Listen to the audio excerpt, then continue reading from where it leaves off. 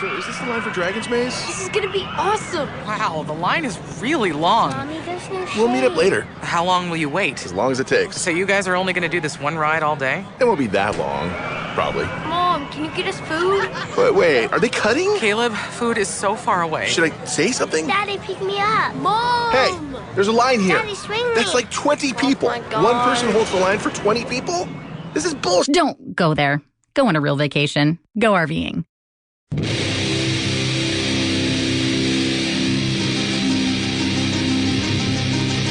10, 9, 8. Ignition sequence has started. 6, 5, 4, 3, 2, 1, 0.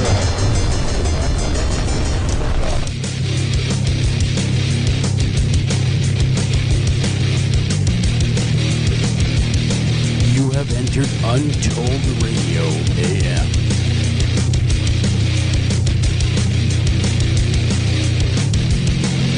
And now broadcasting from a secret location, your hosts, Joel Sturgis and Doug Hychak.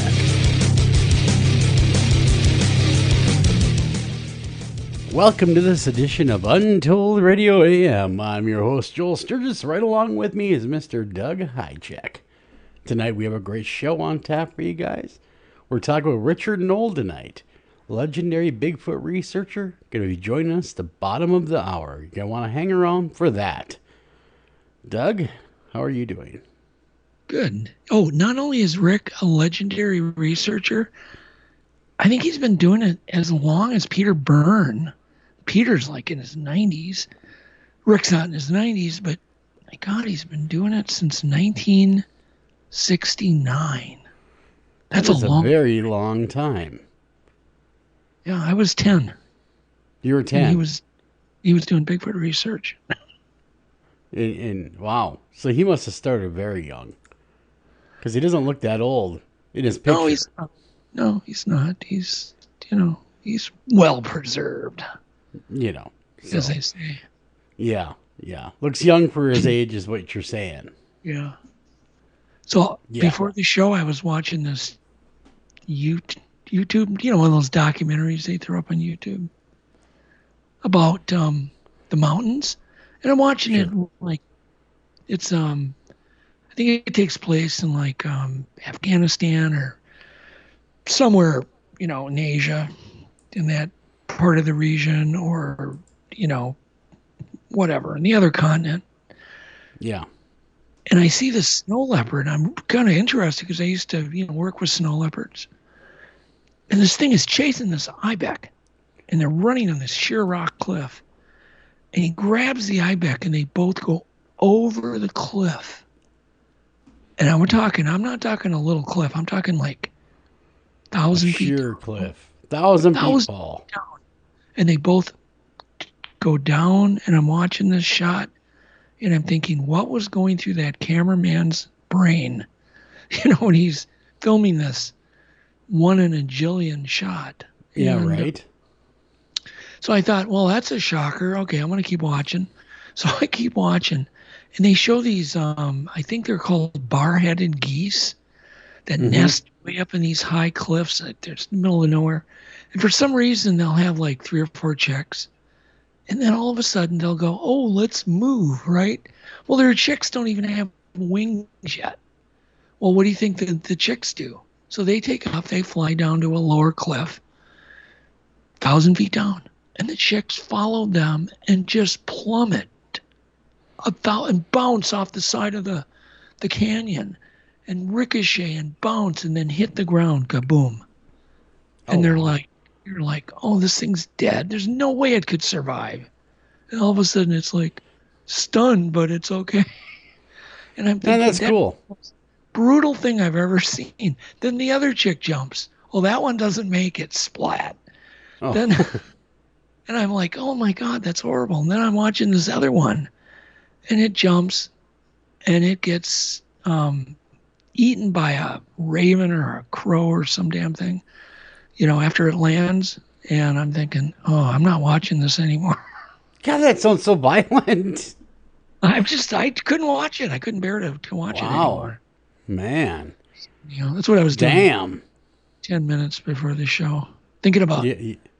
what I should eat, right? And Yeah. I haven't eaten anything today, hardly. Yeah. What did I eat? So you decided to watch a Thanks. Splat Yeah, Fest. I don't on even YouTube. remember. Oh, I went and had Cane's chicken with John Badger from your neck of the woods, Gotcha. who came down to bring me Bigfoot hairs. And why did he drive all the way down to bring me Bigfoot hairs, you might be wondering? Yeah, why? Well, because I had something really important I wanted to test again. So here's the deal. So about a year ago, I think it was more like 2 years ago, I've been preaching that I just think that Bigfoots can see with UV vision, UV spectrum, to help find food and like be able to see the urine of toads and whatever, mice, toad, whatever they're eating. And then maybe it would be,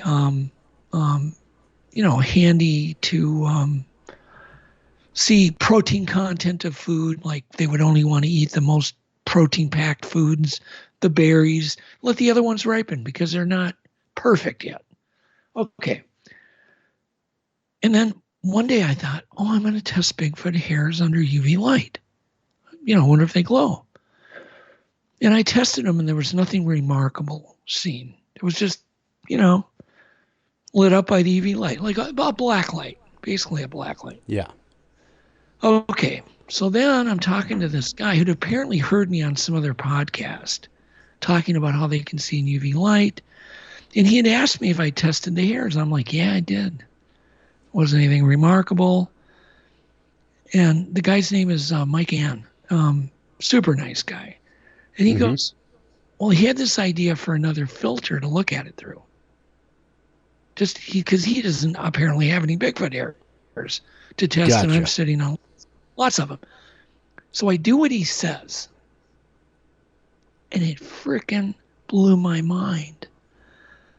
They were like glowing, bubblegum pink, depending on how I aimed the black light.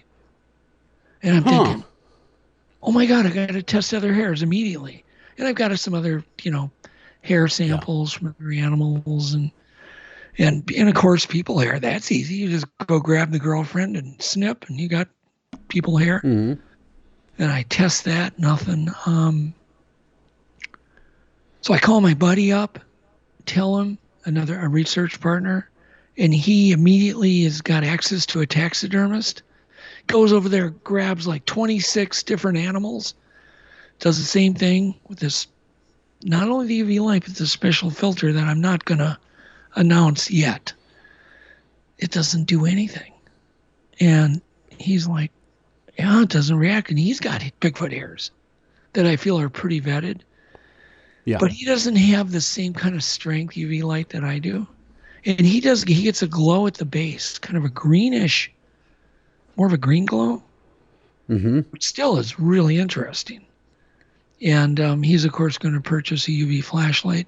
But anyhow, long story short, I've always known about, have you heard about like this discovery in Australia where the animal's hair actually glows, or their fur? Platypuses under UV light? Sure. Yep. That was kind of made the news, I guess, on mainstream news. Yeah. I thought, oh, that's interesting. Got me interested again. But then I started, when I got the Bigfoot hairs to either glow or become very reflective, by turning pink. Because Bigfoot hairs are hollow. They don't have the medulla. So they're more like a hollow tube. They're almost like a quill more than a hair. Yeah, like a fiber optic tube. Remember those? Yeah. Do you remember those old fiber optic lamps they would sell that would just glow in the end? Do you remember those? Yes, I do, yeah. Really cheesy looking. Yep. Trees, cool they sell trees like that. These, Christmas trees. Yeah, they still do. But it just glows at the end, right? The light travels the tube. But I think the tube would glow a little bit. Yeah. But you realize the reason me and you can talk is because of that technology. Right? Alien technology. It's all fiber optic. I've got friends that have edit suites. They're all fiber optic operated now because they're so quick. Yeah. Okay. So, but I'm thinking, what other mammals in North America glow? So I start doing more research, and recently they found one mammal that can glow under UV light. What do you think it is? Take a guess. Don't cheat. I won't cheat. Why do you always accuse me of cheating? Because I'm usually right. That's why you accuse me of cheating. Because I'm usually right. You know what's because I like busting your... What other mammal's hair glows in North America? Yeah. I'm going to go out on a limb and say... And lives in Minnesota, by the way. Lives in Minnesota. Well, black bear. And they glow bubblegum pink. I'm not joking. It's as bubblegum pink as you can get. In fact, just hang on. I'm going to show you this. It was a black bear then. I was right. Ding, ding. No, it's not black bear. Okay. The reason I was so excited about our pairs is because it wasn't... Hold on here. Do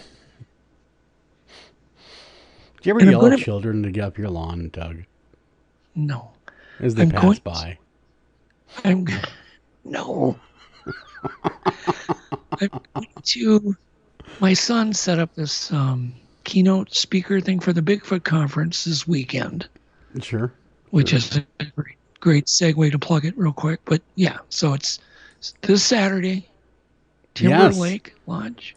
Yep, Timberlake Lodge, Grand Rapids. Go to mnbrt.com to get your tickets. Well, you don't have much time. If you're listening to us right now and you want to go, or if you're just listening to this on the podcast before Friday, you're going to want to get those tickets, mnbrt.com. They're getting sold out quick. So, in fact, we sold out our first round of tickets, so we had to increase the general admission tickets because we'd already sold out that fast. So we've increased. We moved around some seating and stuff so other people can come. I worked hard on my presentation, so I hope somebody's there to listen to it. So look at a lot of people. See that? See that picture in the middle? Yep. Okay. The Bigfoot search continues. Yes. But that's a flying squirrel. That's gotcha. Low. Okay. In UV light. Interesting. Okay. So I'm thinking, well, what do you think we've been filming on our IR cameras, our AI cameras, up where I'm collecting all these hairs? Or where Randy is. Okay. We're filming tons of flying squirrels. True. So that's interesting, isn't it? Think about it. That is very interesting that it glows. What are the coincidences that a Bigfoot hair may glow with this special filter, not only UV light, but another filter that a flying squirrel does? They're both nocturnal. That is true. So that is true. Beyond a coincidence, right? That is true. The odds are very slim. But then I was thinking back to my flying squirrel experience of walking in the woods with Joe, talking to Joe, and all these flying squirrels were landing on me. Mm-hmm. And like they were grooming me. I mean, they were really comfortable. Well, they loved you. No. That's not what they want to nest in Doug's hair. They wanted to nest in my hair. Okay, but that's not what I was thinking. Maybe they want to mate with you. Look, I had this Dougie thought, just one of those random, stupid shower thoughts, and I was thinking, I wonder if these things are grooming Bigfoots. And how handy would we be? Okay, let's just play what if. What if a Bigfoot could see a flying squirrel bright pink, right? What if the flying squirrels could see them as bright pink? In the dark. Yeah. Okay, now they're in the moonlight. And now, what if they're buds? They're have a symbiotic relationship. What if flying squirrels eat wood ticks? Mm-hmm. Mm-hmm. Okay, I did not know that. Are you getting what I'm throwing? I am. That maybe the Bigfoot is somewhat of a food source for the flying squirrels because they groom them and get the wood ticks out of their fur and eat them. Yeah. Well, what if there's a symbiotic relationship? No, but you're missing the whole point here. Totally missing the point. That would be one benefit, right? These things land all over them. They hum or they just make noise. These things land all over them. clean all the wood ticks off them and any parasites, because they eat them, so they're getting that benefit. But then the little devils can go out and do aerial reconnaissance for them at night. True. No, I get that. Kind of like the crows with the wolves. Yeah. No. The crows, I still think, do work with Bigfoot. And crows don't fly at night. Flying squirrels do. Yeah. And they jump. 25-foot leap for a flying squirrel. Hey, everybody thinks they use their flaps on their arms to fly, right? No, it's to slow them down. They can leap. I swear to God, I've seen them leap 50 feet. They put out their air flaps so they don't smack into the tree. Gotcha. Makes total sense now. You wouldn't believe the footage we get of these things leaping from tree to tree to tree. Yeah. And it's like, oh my God, what if they're working together? Maybe they really are. Who knows? That makes a lot of sense. But it's interesting. Very interesting. But if you could go out like in the woods, like if you had a hotspot area or found a nest, you could use the UV light and our little secret filtering technique to maybe spot Bigfoot hairs because they would glow. Well, that'd be a better way of going about it too. And if you're in the field, that'd be the way to find them more readily. Would be because the glowing, the glowing hair. And so now that I've made a complete laughing stock of myself with my Dougie thought, well, you never know. I've seen weirder things. What I'm saying is, there's worse ideas. Well, you got to think out of the box, but it's just so, who would ever think maybe there's a chance flying squirrels are working with Bigfoots to find food? It'd be nice if flying squirrels could talk to tell us all about Bigfoot. No, but if you could put a little, there's things that could be done. Let's just say what I said was actually true. Yeah. All the things I just said were true, sure. Which we doubt. It's probably not right, but it's just you just never know. But you never know. But if it was true, then you could use that to your advantage to find Bigfoots. So you can bring that out squatching Friday night when we go out in the field? You bring that filter out with you? No. Well, secret. Got to field test it, though. Yeah, I could, but just saying, everybody, if you're coming to the event. The moment I do that, I want to feature this in Legend Meets Science. The science. Gotcha. Well, what I'm trying to tell everybody. Who are we going with?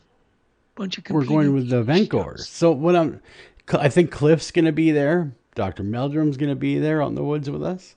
Right. And they all have their own TV shows. What I'm trying to tell you is I'm trying to pimp out or hype out, rather, wrong word, the event because people get to go in the woods with you, Doug, and go look for Bigfoot.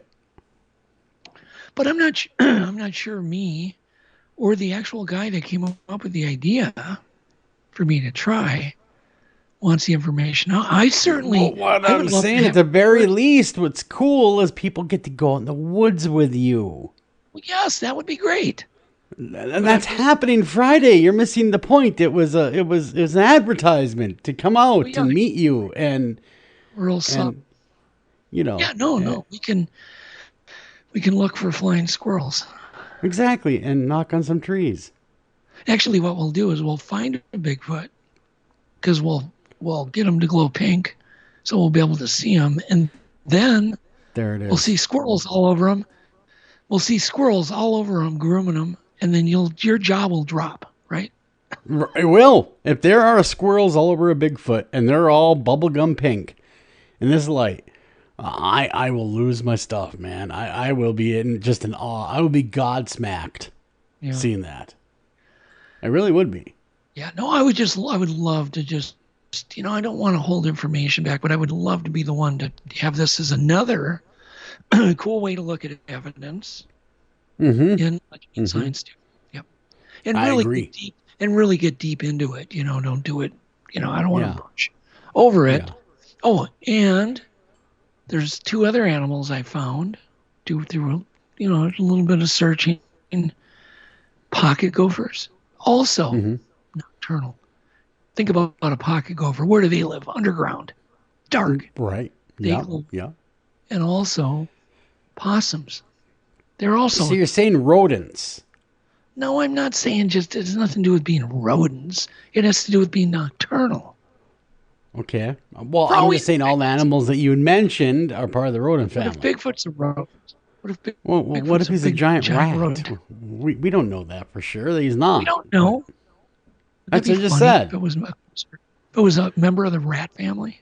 Wouldn't that be something else? And all you ever need was a block of cheese Yeah, wouldn't that to bring them in? be something? Has anyone ever tried cheese in the field? I mean, that might be the Achilles heel. I knew this would go right into the busting my you-know-whats. Oh, really? You're really one to talk. You are so one to talk. Yeah. Did you About- notice the day I knew you for like 2 seconds. I was already busting your you-know-whats. Yeah, I know. I don't That's know true. why, but there you were. I'm like, I don't even know this I just weirdo. felt like What's he doing? Oh, yeah, you didn't think that.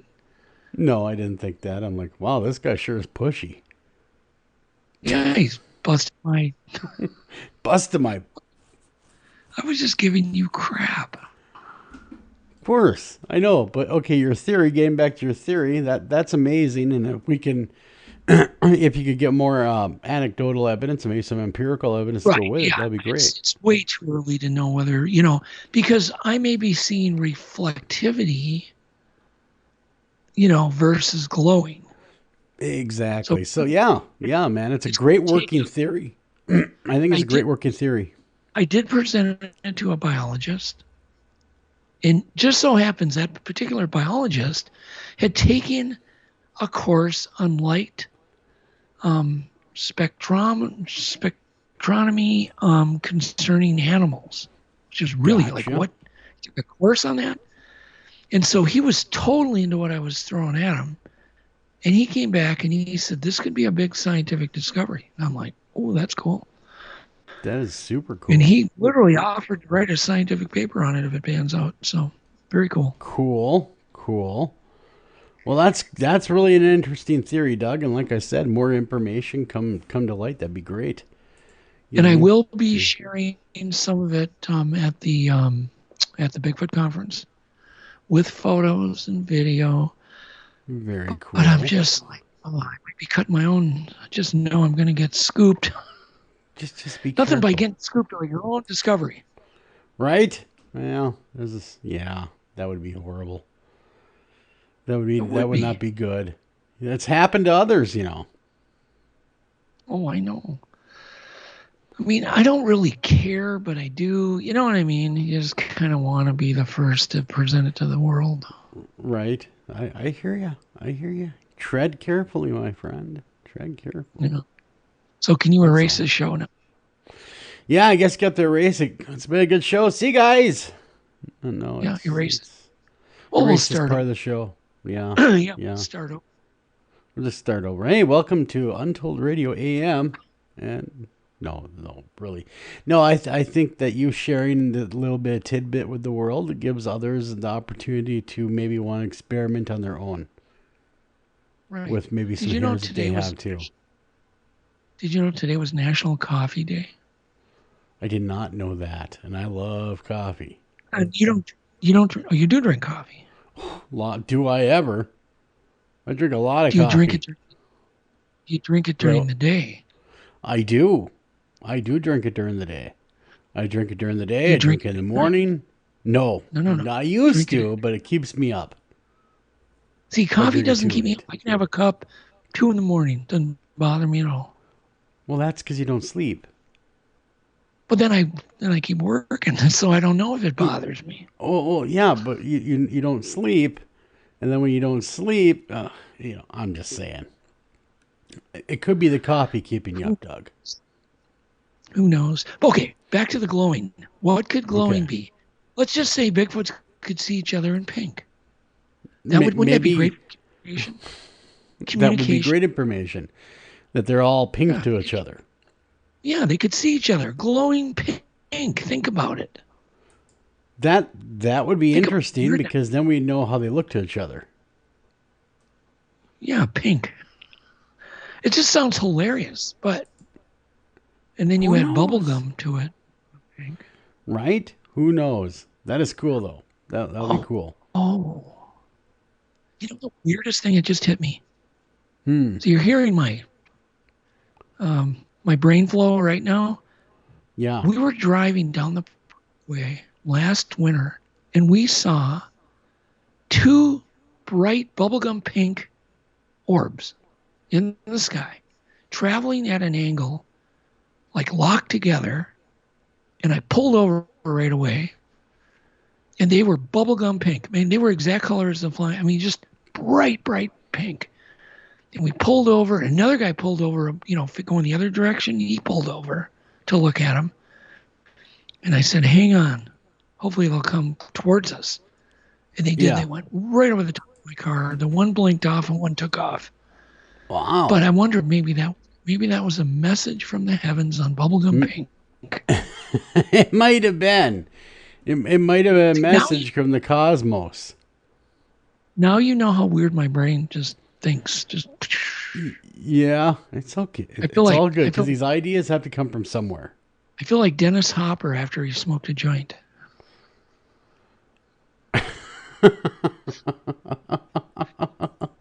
I get brain diarrhea.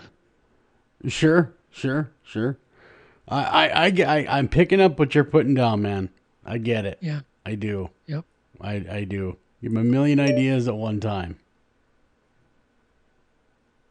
So I see our guest just tried to call us. Not me, but you. Oh, he tried to call me. Well, what does he think? What's he thinking? What the hell, man? What the What's he hell? thinking? What'd you tell this man? I don't know what I told him. So, anyhow, in a minute we'll call him back. We'll get that rolling. Unless you want to go break now and get the party started, it's all up to you, man. It's all up to you. Now we got 3 minutes. Let's make him We wait. do. Well, we could. We'll make him wait. We could do that. Stay on time. Again, Richard Noll is the guest tonight. He's a legendary researcher, Bigfoot researcher, and we should talk to him about the color pink tonight. Get his thoughts on that. I don't think I mentioned it. I talked to him today. I didn't mention it to him. Didn't even say anything. Oh, do you want to keep it that way, or can we enter into conversation with him? I don't know. I see. It's one of these things. You're like a little kid with like a secret, and you want to tell everybody.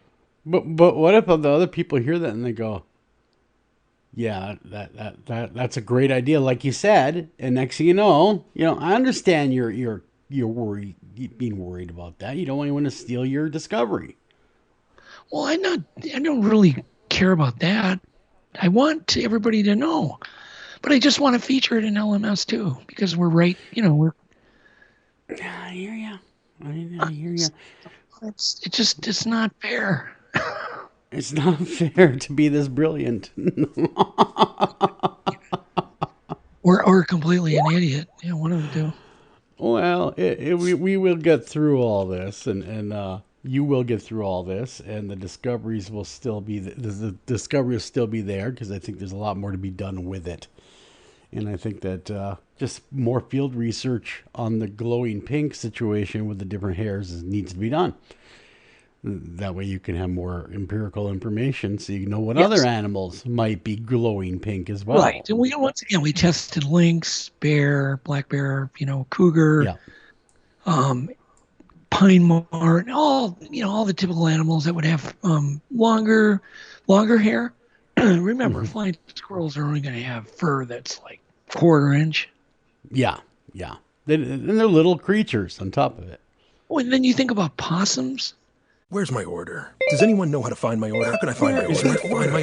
Break free from customer support monotony. Welcome to Intercom, the customer support platform that uses chatbots, shared inboxes, apps, and more. Intercom's business messenger resolves questions that can be answered automatically, so customer support feels less like Groundhog Day and more like help is on the way. Go to intercom.com/support to learn more. Do you love hearing stories about your friend's dating life? Or maybe you're the one sharing ridiculous dating encounters. If you fit either of these scenarios, then you need to check out You Up Podcast from Betches Media. Hey, I'm Jared Freed. And I'm Jordana Abraham, and we're the hosts of You Up Podcast. We're here to share the funniest dating stories from listeners just like you. From awkward first dates to awkward sexual encounters, we're here to guide you through it all. You can listen to You Up Podcast from Betches Media on Apple Podcasts, Spotify, or wherever you listen to podcasts. I remember one time it was like 40 below, and there was a possum running down the middle of my road. I mean, he was bucking, and I'm thinking, they don't even have fur on their tail. And then I read later on, they do get frostbite on their tail. Oh, poor possums. I'm thinking, why would God invent an animal that can't withstand the temperature? Well, maybe they're, right? They're Or why doesn't this possum? Maybe this is the one possum that did not migrate or did not hibernate, that was caught out in the cold. And we're getting armadillos up here too. Yeah. We're going to run a break. We'll be right back right after this. And we're going to be right back, guys. Hi.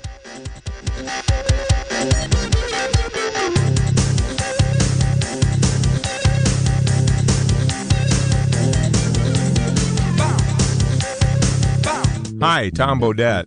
If you can hear me, then you have an internet connection, which means you can do cool things online, like listen to streaming radio, obviously, or watch a video of a monkey washing a cat. Let your freak flag fly. Or you can book a room at a great price at motel6.com. Isn't the internet wonderful? Everything you want right at your fingertips, and whoa, did not need to see that. I'm Tom Bodette from Motel 6, and we'll leave the light on for you. Unexpected reactions to smart financial decisions brought to you by feedthepig.org. Well, I finally did it. My student loan is totally paid off. I can't believe it. I can't believe it either. I paid more than the minimum each month, and soon enough, it was gone. So you're just giving up? Giving up on what? The life of luxury. Egyptian cotton, caviar Thursdays, designer everything. What are you talking about? Our plan. What happened to winning the lottery and mastering the art of the perfect mimosa? Hosting galas, wearing enough jewelry to require a bodyguard, vacationing in the French Riviera, and then buying it. I just thought maybe it was time to prepare for my future. You know, set some financial goals, make some smart investments, open a 401k. Financial goals? Investments? A 401k? You are horrifying right now. Listen, if winning the lottery were easy, everyone would do it. When it comes to financial stability, don't get left behind. Get tools and tips for saving at feedthepig.org. This message brought to you by the American Institute of CPAs and the Ad Council. Northern Tool and Equipment. So me and the boys head out to tailgate today and find some other fans in our spot. Well, it happens. Cheering for the wrong team. Oh, this is war. Even worse, they've got this couch set up and everything. A couch? Yeah, it's sectional. All right, first thing, don't ever use the word sectional again. Done. Second, I want you to grab a 4,700-pound tow chain with J-hook and grab hammer. Throw that on the back of your truck. Got it. Now you're going to Hail Mary the J-hook over the end of that couch. Time to find a better spot for your new friends. That should do it. There's no problem a little horsepower can't solve. Northern Tool and Equipment. Taking a family of 5 to the amusement park can cost a small fortune. Oh, yeah. So to save some money, we thought, hey, let's bring the amusement park to us. Yeah. Go ahead. All right. Step right up, young man. Are you ready to ride the wacky waterfall?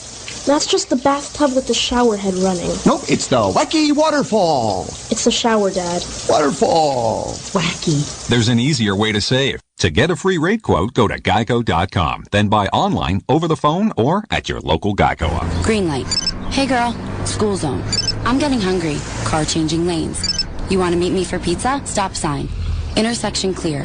Yeah, street. Pizza sounds good. Ballin Street? Girlin Street! It's hard to concentrate on two things at once, like texting and driving. Stop the text, stop the wrecks. How will you stop texting and driving? Tell us at stoptextstoprex.org. Brought to you by the National Highway Traffic Safety Administration and the Ad Council.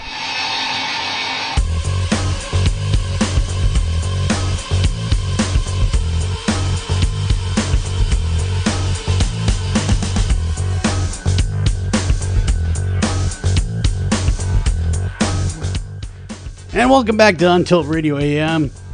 I'm your host, Joel Sturgis. Right along with me is Mr. Doug Highcheck. How you doing, Doug? Same as I was before the break. Only better. That's good. I'm even better Only now. better. I'm older.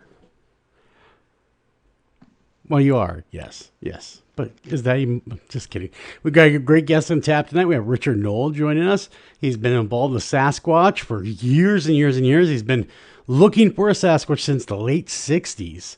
When he convinced his mother to take him to and his 4 brothers to the state capital of Washington in Olympia, where a local researcher, Dick Grove, was playing a corny stand-up piano with several Bigfoot casts on top of it. Wow, that must have been cool to see, Richard. Excuse me, folks. Read the thing, the little bio that I sent you. The small one. Okay. That really will tell our audience quickly who Richard really is and what he's accomplished. Gotcha. I can do we'll that. get into where he got interested. It's in my email. Okay. I will do that right now. Let me pull that up. And I would be very happy to do that. So we could do that. All right. Richard Noll, the legendary Bigfoot researcher of 52 years, who was the man who cast the entire lower body impression of a Sasquatch that was examined by the top experts in primate and anatomy, rather. Rick has worked with the 4 horsemen of Bigfoot, including Grover Krantz, John Green, Rene Dahinden, if I did that correctly. Perfect. Peter Burns. Rick has also worked with Doug Highcheck, our co-host. Wow, he really gets into it. Wow, Doug, well, you didn't have to say all those nice things about yourself in the bio. My gosh. I'm joking, of course. And he has been on TV shows many, many times, many different TV shows, plus Legend Meets Science and its Mysterious Encounters, Gigantic Pithecus. I want to say the whole thing, but it's just Giganto, The Real King Kong, and Monster Quest. Thank you so much for coming on the show, Rick. Thanks for having me. And Joel, you are cutting out really bad. Your internet's slowing down. You might want to shut that camera off. Sure, I can do that. I'm only hearing every other word. There it is. So anyhow, well, welcome to the show, Rick. Thanks. So Rick, we had you build an electric bike for research recently, and you put your fork on backwards. You put your whole front wheel on backwards, didn't you? Yeah, I did. So anyhow, what do you think your bike, now that everything's on correctly, and you apparently took it out on one little expedition? What'd you think? Well, I think it's the one of those key things to have for researchers. It was really, really quiet, had a lot of power, and I could hear animals and things happening in the forest as I was driving through. I went 24 miles my first trip, and it went down to 82% on the battery in those 24 miles. I wasn't going really fast or anything, but on a dirt road with potholes, you can get jarred quite a bit. You had 82% left. Yes. Yeah. 82% left. That's not bad. That would probably give you about a 70-mile range, and you've got elevation there. So you're going up hills and right sides of mountains. Yeah, but I just think that more people really need to discover electric fat bikes for research. Because think about if you would have had that back in 1970, all the years, all the extra things that you could have done, done nighttime research. Well, I used to take a little red wagon out with me and haul that out by hand with all my stuff in it, with plaster and cameras and tripods and stuff. With a bike. Well, it was you that came up with it. It was one of our episodes of Mysterious Encounters. And you came up with this brilliant idea to equip a SLR camera with a trigger on the handlebars. So it was like spring wound. So you could just go and take photos. And we would do big downhill runs. Remember that at Skookum Meadows? Huge downhill runs at high speeds, probably much quicker than we should have been going. But to me, that was the forefront to an electric vehicle, because you were using gravity versus a battery. Yep. That was brilliant. Absolutely brilliant. Man, Have you ever seen Mysterious Encounters, Joel? I have. I have seen the show. Yeah. It was the first all Bigfoot series, reality series ever on TV. A lot of people don't think that, but that was the kind of the forefather to all these shows that have followed since. And we had tons of technology. Do you remember that, Rick? Yeah. I mean, it was. And we had Autumn Williams. Yeah, we had Autumn Williams. We had, we would show up with, 20 trail cams, 20 night vision cameras, and we had thermal cameras with balloons, and we had video cameras too. You had recording out there. Yeah, we had cameras that would actually not be triggered, but would just record 24/7. Yeah, and remember we would bury the tubs, so we'd have to record had, maybe 100 feet recorder was. Anyhow, those were the days. That was 21 years ago, Rick. Yeah, long time. So what have you been up to? Just working and thinking about. I constantly say I'm thinking about writing a book. I've got a lot of information that I don't know where the information will go when I'm not around anymore. So probably have to make a book or something. That sounds like the way to go. So why don't you do one of the greatest things, I think, one of the biggest pieces of evidence that's ever been gotten on the Bigfoot would be the Skookum cast. That wouldn't have happened if it wouldn't have been for you. Do you want to just tell that kind of whole story of what happened? Because it's not just a footprint cast. It's the entire lower body. It's the buttocks, the tendons, the Achilles tendons, the heels, the elbow, the forearm. So go ahead, Rick. How did that come about? Well, if you think about it, an animal out in the woods doesn't always stay on its feet.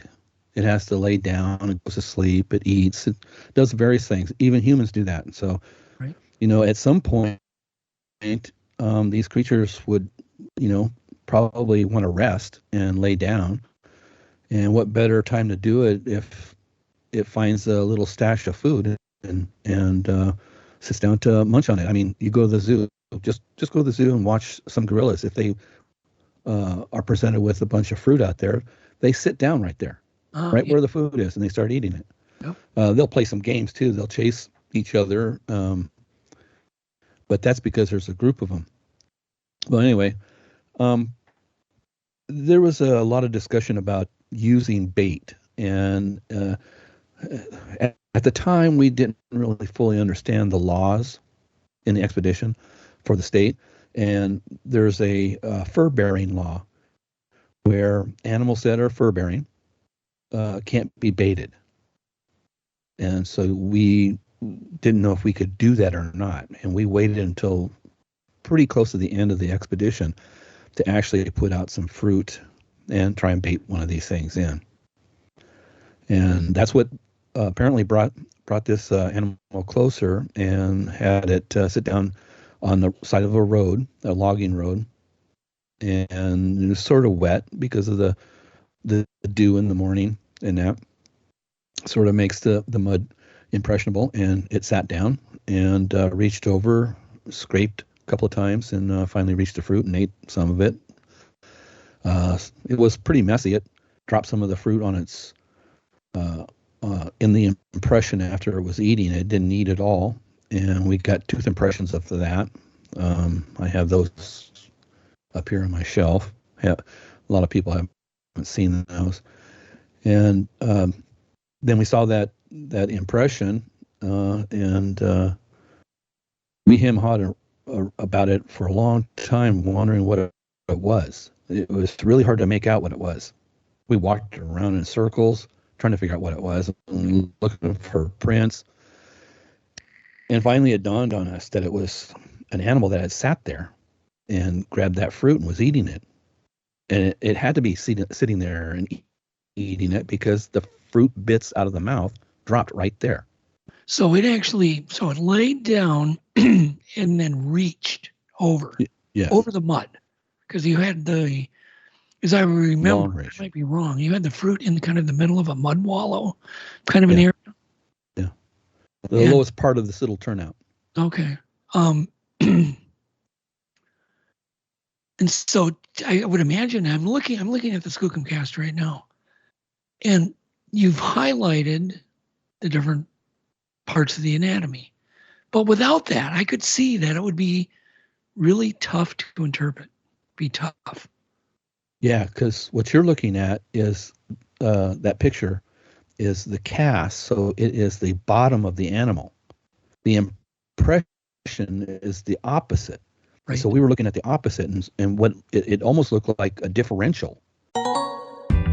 Whether it's absolute silence or lo-fi beats, you have a work style all your own. And Best Buy tech experts can help you get the right tech for you. Available online, in-store, or in your home. Work for you space achieved.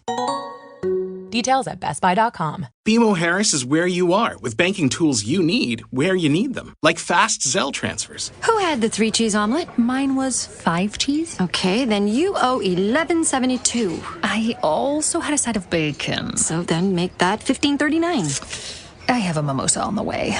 Okay. With BMO Harris, you can split bills easily using Zelle, once you finally figure out who owes what. When your bank is where you are. That's the BMO effect. And part of it, and really it was the ilium.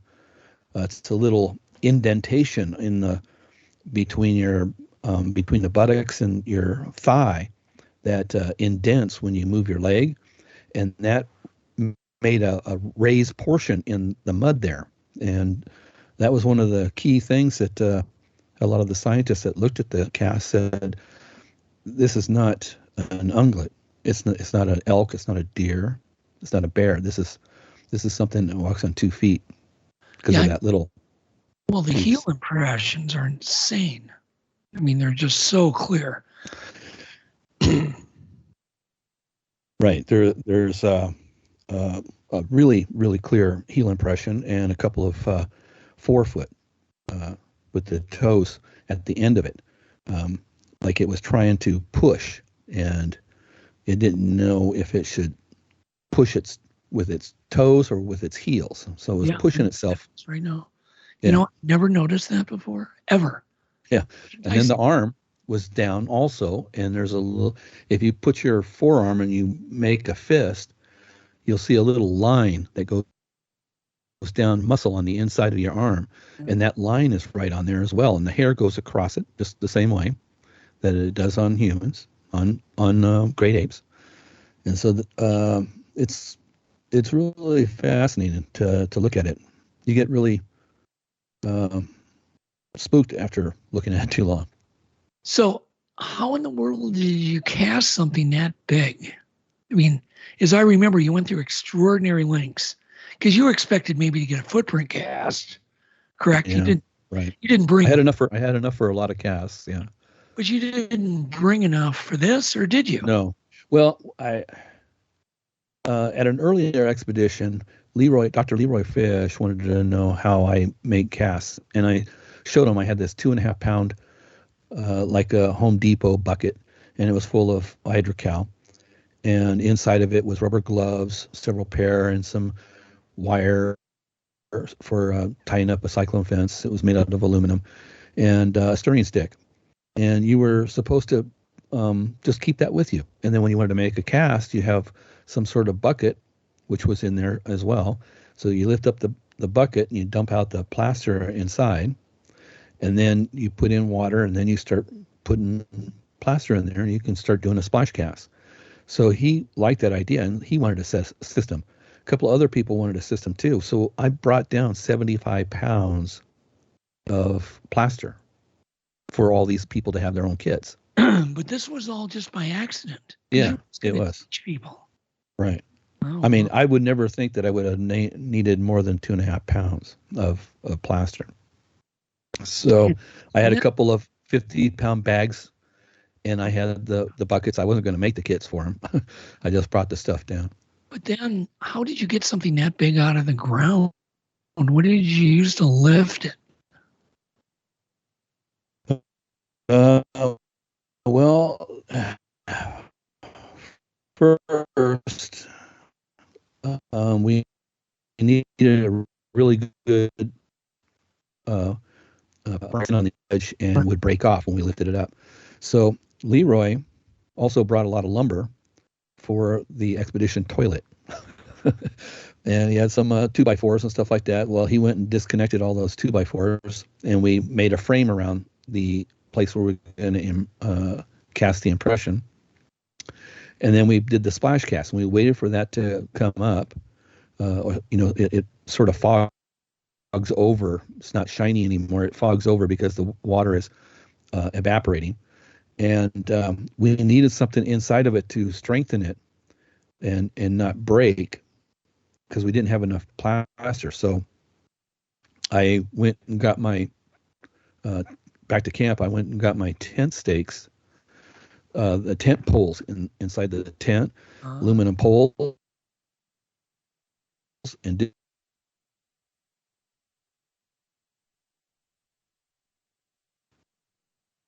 bridges over some parts that were either deeper or shallower. And so we did a crisscross and then around the edges with the tent poles, and then covered that with thicker or heavier plaster. Then when it came time to lift it, we lifted it on one side and turned it over and then set it down. We took off as much mud as we could without touching anything, because we figured that if this was an animal that was undiscovered, that it would have lost some of its hair in the mud. It would have sucked it off the body, and that we wanted that mud to be along with the cast taken off by a scientist. And we lifted it up and put it in Derek Randall's truck, who was on the expedition as well. And we didn't want it to bounce around, so he used his air mattress inside the bed of the truck, and that was on top of it. So you guys just by chance had all the stuff you needed. Did you ever recover hair from the dirt? Yeah, we got quite a few hairs, and there are still hairs embedded in the cast because it was sticking up. Right. So they're sticking out of the cast. You still have those hairs? I don't. We gave all the hairs to Henner Fehrenbach, Dr. Henner Fehrenbach, and he uses a destructive method of examining them.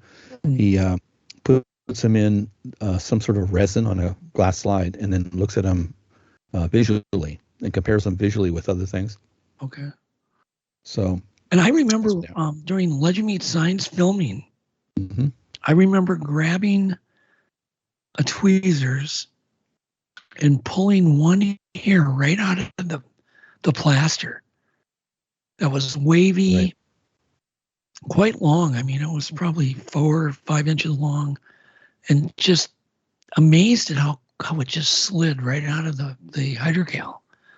Yep. And I think we filmed Esteban even pulling more hairs. Yep. Esteban Sarmiento. Yeah, it's just amazing. And then besides all of the body parts, it also got all the hair striations and the hair pattern. Yes. And that all matched, and it was all anatomically correct for a primate, correct? Right.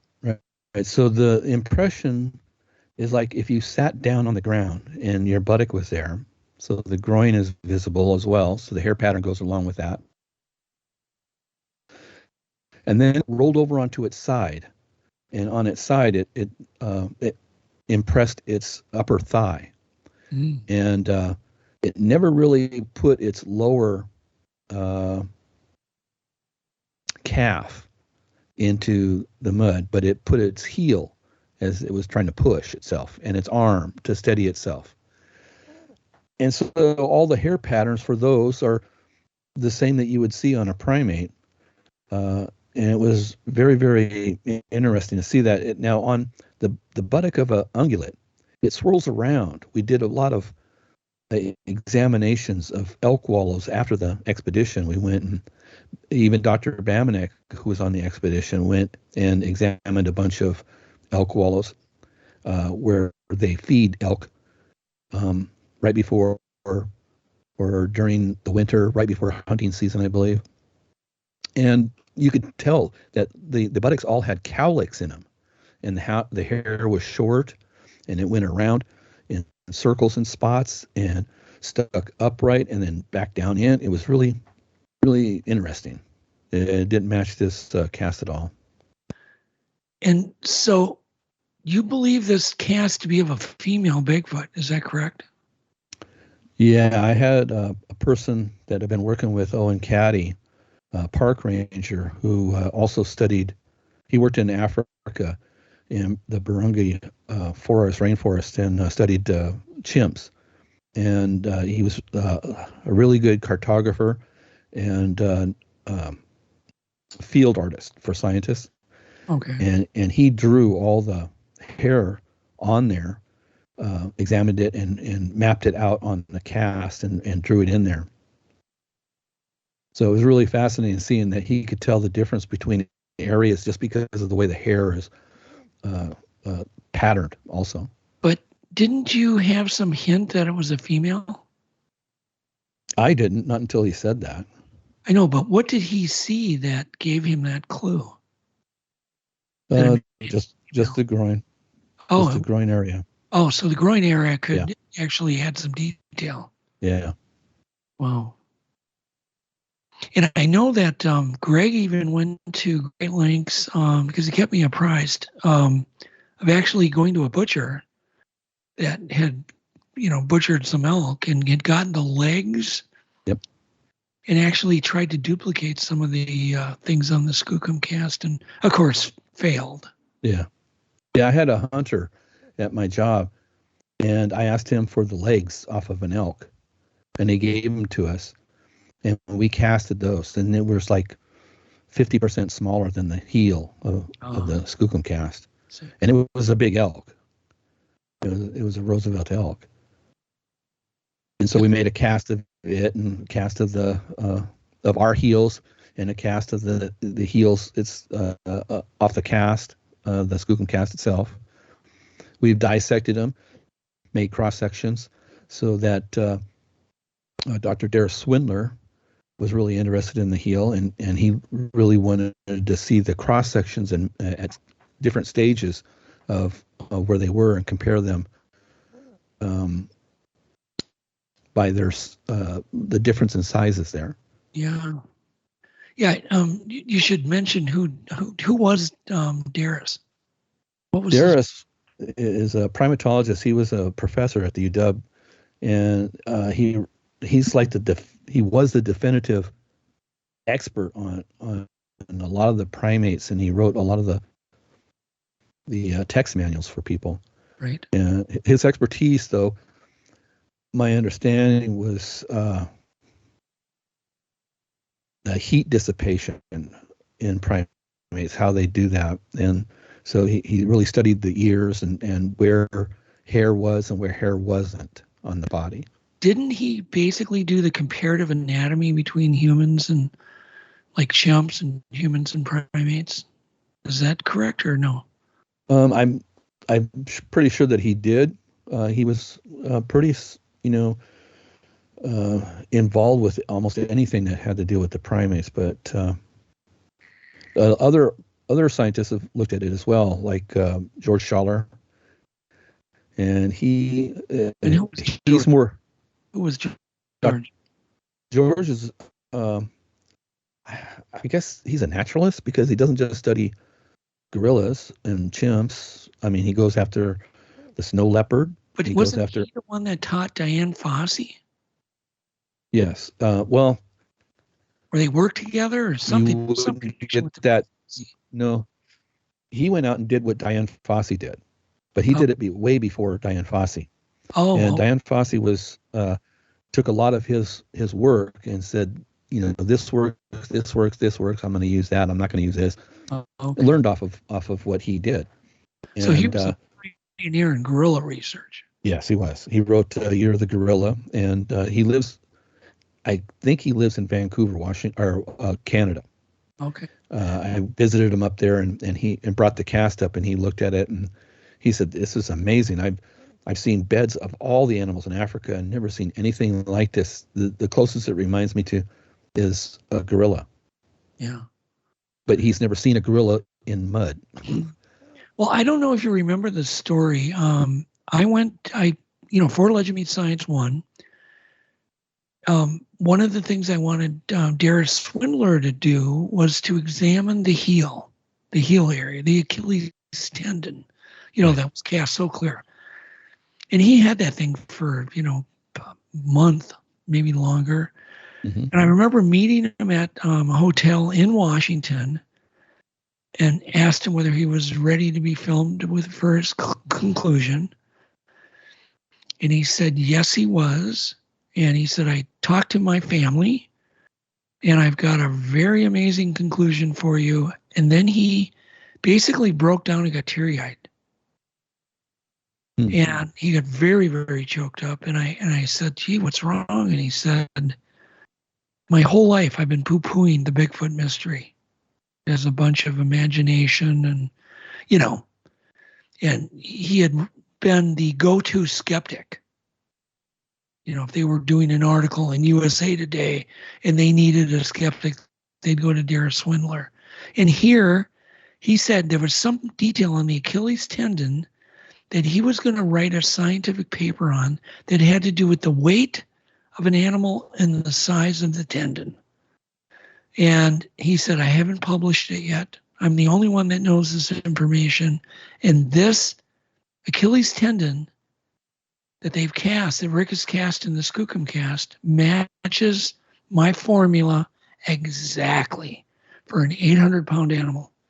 And he was actually quite choked up. Wow. Yep. Yeah, it was a really sad day when I heard that he passed. Yep. Yeah, he was an amazing guy, but the fact that this cold-hearted skeptic would do a 180 turn. Not to be dramatic, but I'm obsessed with how much I just saved at Kohl's. I got 25% off Nike clothes for the kids, the cutest $39.99 flex hoodie for me, and got great Columbia gear for all our outdoor adventures. Did I mention the extra 20% off and the Kohl's cash I got? So yeah, not sure what I love more, fall deals or fall weather. Select styles, 20% offer ends October 3rd. Some exclusions apply. See store or Kohl's.com for details. Oh, what's this? Zenny's 3D virtual try-on. Pretty cool, right? Wait, are those prices real? Do they have glasses for men? Yep, they also have affordable blue light glasses. Seriously? At those prices, get them all. I like where this is going. Zenny.com. Prescription glasses starting at $6.95. And then all of a sudden endorse. And so he said they are without a doubt real based on the Skookum cast. I mean, that in my book makes it one darn amazing piece of evidence. You can take a highly, highly trained skeptic and he can do a 180 turn. And he was willing to put his conclusion in Legend Meets Science 1, which he did. And, his conclusion was solid. They are real, period. Right. Yeah, there's a lot of people that were, they were just looking for tracks. That's the telltale sign of a Bigfoot encounter, is to see a Bigfoot track and not the other things that might go along with it. Because these animals, like I said at the very beginning, they have to rest at some point. They're going to sleep on the ground. They're not going to sleep standing up. Right. They're going to do a lot of things laying down on the ground. Yep. No, absolutely. So, what did some of the other skeptics, of course, said, well, it's just elk. Mm-hmm. And I'm sure you fought that and probably still fighting it. I'm not fighting it. It's just, if they want to believe that without actually seeing the cast, that's fine. John Green commissioned a couple of artists up in BC to copy the cast, right, and make a female and a male impression of it. Right. And when they did that, they filled in a lot of the details with clay, and the clay had to be removed because they didn't want to trap it and ruin the original cast. Ah. So it was just like a gross representation of the surface. Hardly any surface details. They filled a lot of the holes with paper and then clay over that. They had to clean up quite a bit after they did that. And one of the, I guess he's a scientist down in, I believe it was in Texas. He saw that at the Museum of Man in San Antonio. I did a lecture down there with Dr. Jeff Meldrum on it. And both of those were up on the wall, the male and female artistic representations. And this scientist, he studies fossilized tracings of annelids, worms and other types of creatures that existed a long time ago in shale for the oil companies. And what he thinks it was obviously an elk to him, but he's never seen an elk. He's never been around an elk impression, right? And he didn't see the original cast, right? And he didn't want to come and under invitation to see the cast either. Yeah, that's the thing with a lot of skeptics. It's like the skeptics of the Patterson footage. Well, go ahead and build a suit then, if you know so much. 50 years later, you got to be able to build a better suit. You got to build one as good, but nobody can and nobody will, but they sure talk big. Right. And they can't do it. They can't duplicate it. One other thing. I was thinking, you know what? Once this comes out that the Skookum cast was made, there's going to be a lot of other people looking out there now for something bigger than, an 18-inch track. Right. Of a foot. And sure enough, one of the expedition members had someone contact them, and he went to their house and made a cast of an animal that the family was claiming was coming out of the woods and bothering their horses. Oh. And the cast, he took pictures of it. They did a good job at casting it, and it was big, but it wasn't as big as the Skookum cast, but it was definitely a horse laid down. Mm. So this, whatever made this Skookum cast was bigger than a horse too. I got your point. So it was even bigger than a horse. Yeah. What is got a couple of questions. David Ellis asked, he wants to know, where is the actual reverse cast that John Green did?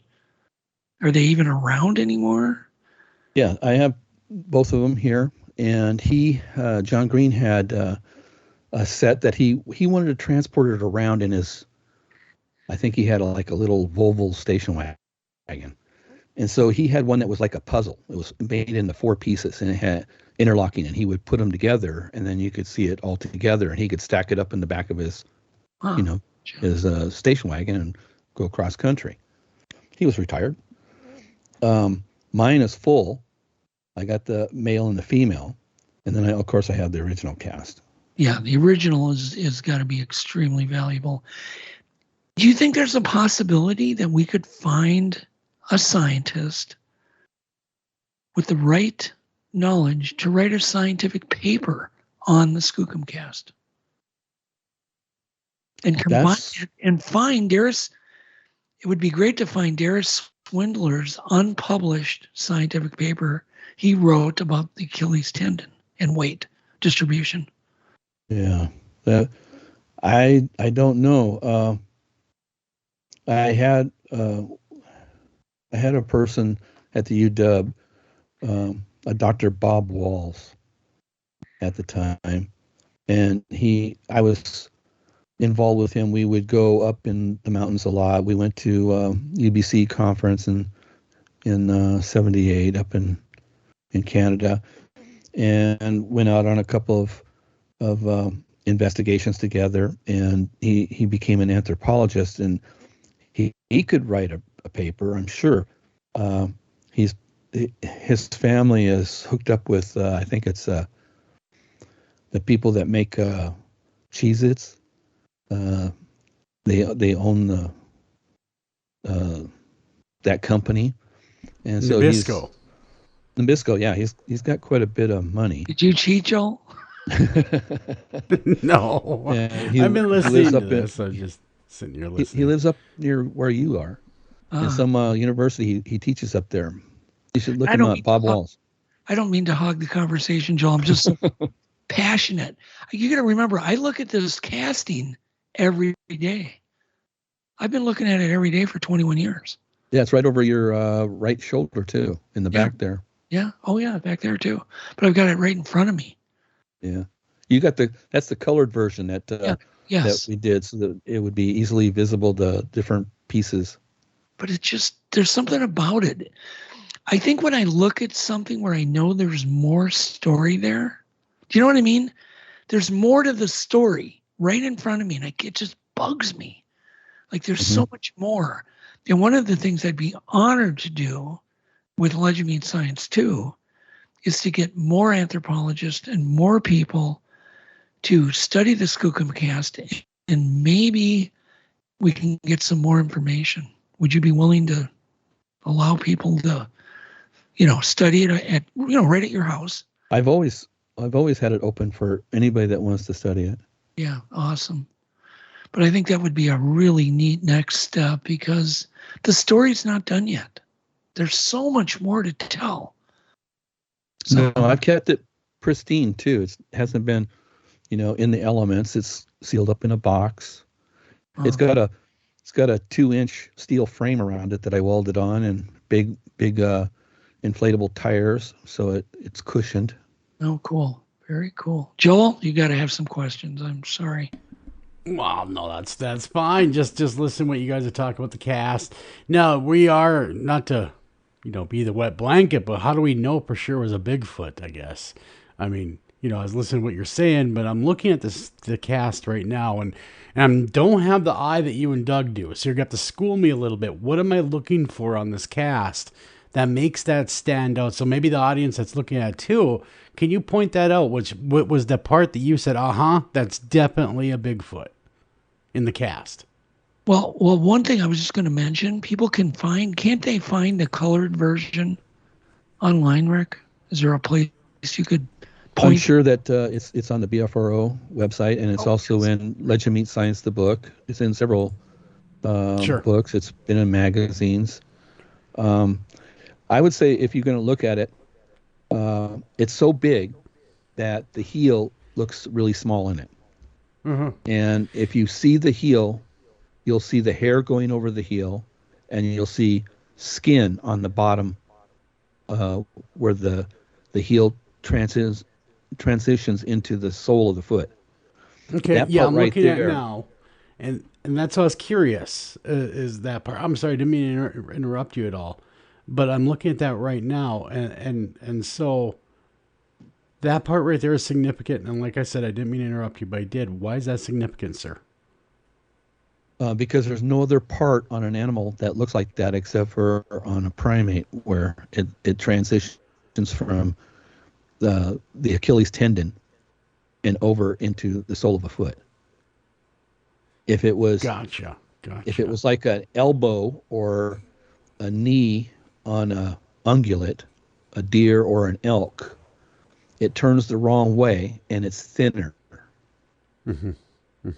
So one side is thinner than the other, and on this, it's the opposite way. It's fat on the bottom, not on the top, where it would be attached to the leg, like a calf would be thicker on the one side. Well, it's thinner on this. Gotcha. Okay. Very interesting, because there's a lot going on. This cast is so large, So I mean, for most of us, we're used to looking at foot casts, so we're like, well, that's a foot. Yeah, I mean, and we're able to make all those contours. But there's so much going on. Thank you for pointing that out to me.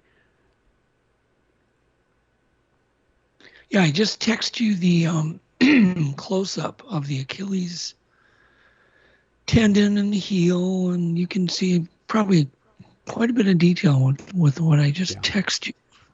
Sure. That is amazing. That thing must weigh like 400 pounds a cast. That thing's got to just be massive. Well, it probably only weighs maybe 250 pounds. Maybe with the steel, maybe 300. Yeah, it's also got wood around the edge of it too.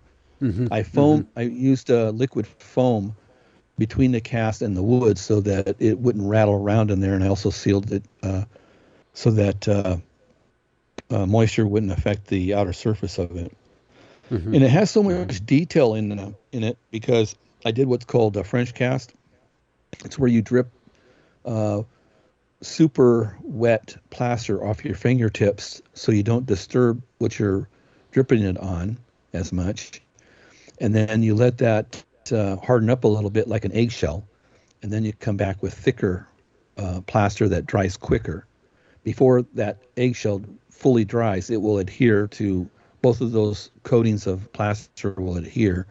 And so it picks up a very, very detailed surface.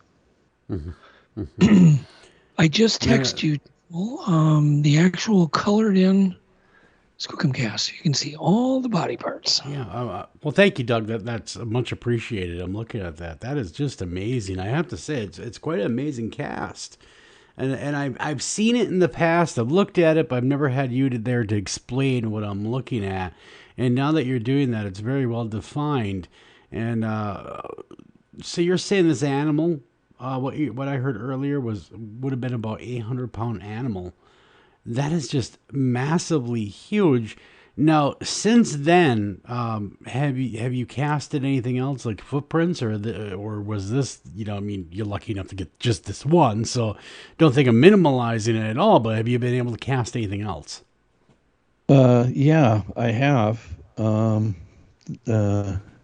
Although some people are saying that they're not real. They were trying to get back at some TV celebrity. I'm not going to mention who. And that they were fake footprints.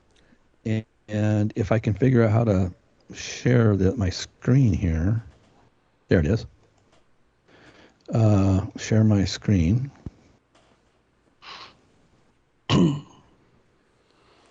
Yep. Can you see my screen? No. Yep. Oh, you can? Absolutely. Yep. I sure can. Okay, so now I got to get this smaller. How do I do that?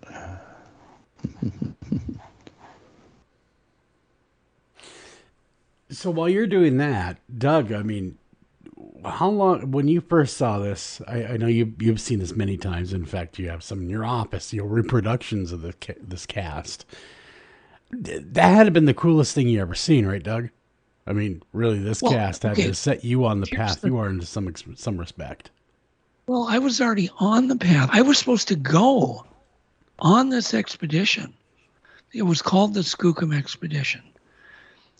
My son got engaged, and I didn't know it. He came to town from New York to announce his engagement, and I was supposed to go out to Washington, and I would have been gone, and I thought, geez. So what I'm going to do is I'm going to call a friend of mine who's a doctor, Dr. Greg Bamadek, who you've met, and I'm going to have Greg go in my place. But I said, Greg, can you make a sex pheromone that would be crossed between gorilla and human? Okay, guys, we got to put our trays up for takeoff. Where's Dad? Oh, he's in the back. We could only get 3 seats together. Daddy has my pillow. Okay, well, we'll get it later. Can you not put your feet up, please? Why aren't we going? I'm not sure, honey. We must be in line for takeoff. Like security? Well, that was a different line. I have to go. We just sat down. But I have to go. The seatbelt sign's on. Why aren't we moving? Hey, no kicking. We're just 15th in line for takeoff. Son of a... Don't go there. Go on a real vacation. Go RVing. So they can have that for this expedition. And Rick, didn't you guys hang one of the pheromone chips above the tree? We've hung the chips in a lot of different places. Yeah, but near where the Skookum cast was gotten?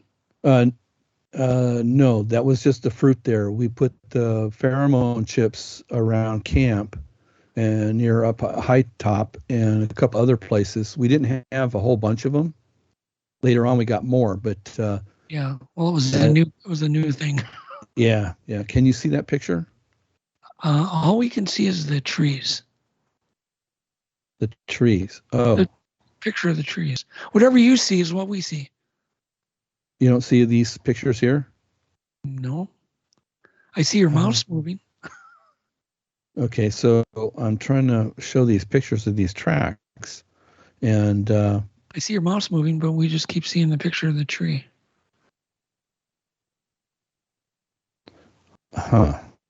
So yeah, it's no big deal. Yeah. So there was a series of these. Okay. First of all, we have a lot of lakes in Washington. They're like not alpine lakes. They're right below being alpine lakes, and they're usually either right above or right below some dams, and so they're around the area where mankind plays around with their water levels. And during the summer, the level of some of the lakes go so far down that extinct towns have been uncovered that were swamped in the bottom of these lakes. And there's a lot of cut off trees. And if you had an imagination, you could say, that's a perfect place where a Bigfoot could hide. It's just crouched down and look like a cut off stump, Well, anyway, it's a perfect place to look for tracks. And someone was saying that they went out there to this one lake, LB Lake, a few years ago, and there was a whole series of tracks. And there's 4 different types of tracks, 4 different sizes.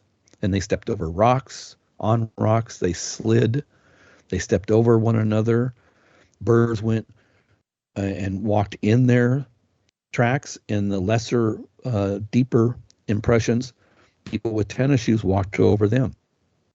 And I casted about 12 of them, and some other people, including Derek and another person, Scott, both from the BFRO.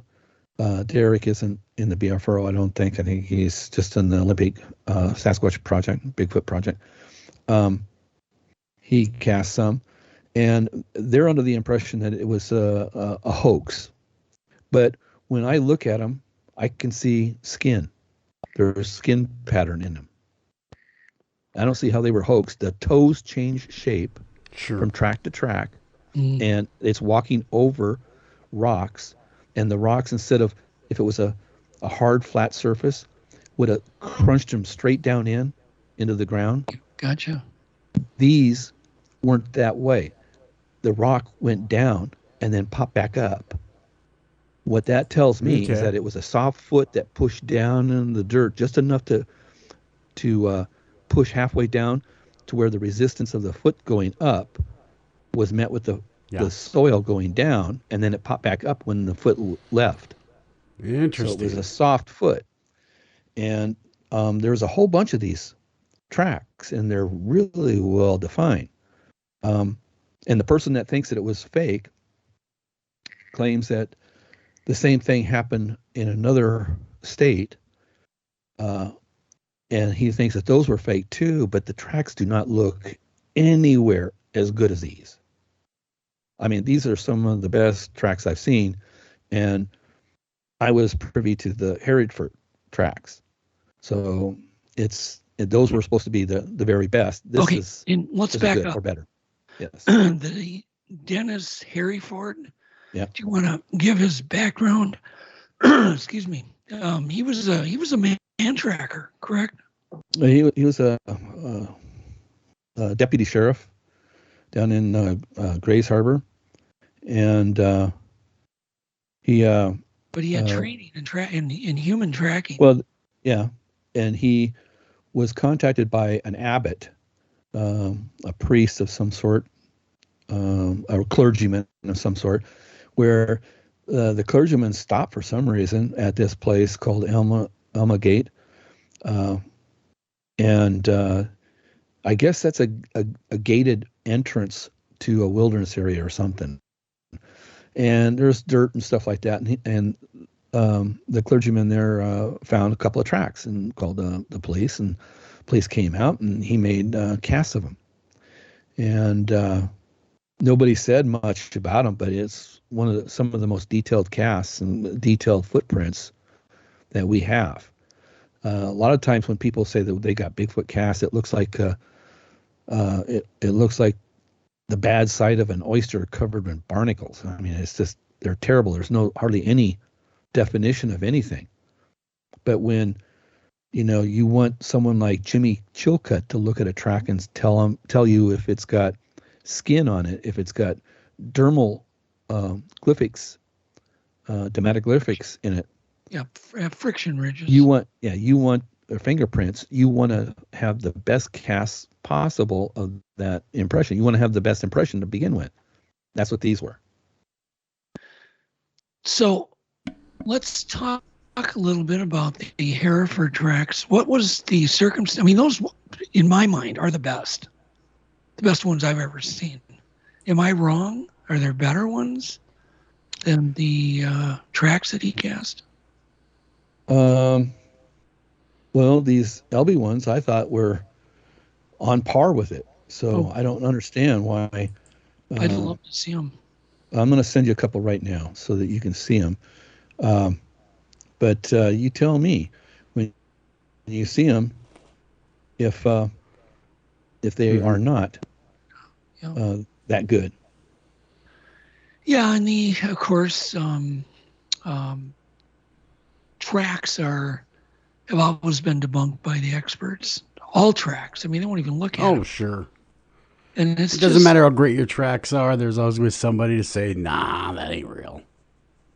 No, but in Legend Meets Science, we had Jimmy Chilcutt, and he examined tracks. And what was really groundbreaking is he would talk about how he would find a track that was cast years earlier of the same individual because of the dermal ridges, and he could see how a scar or a wound had healed.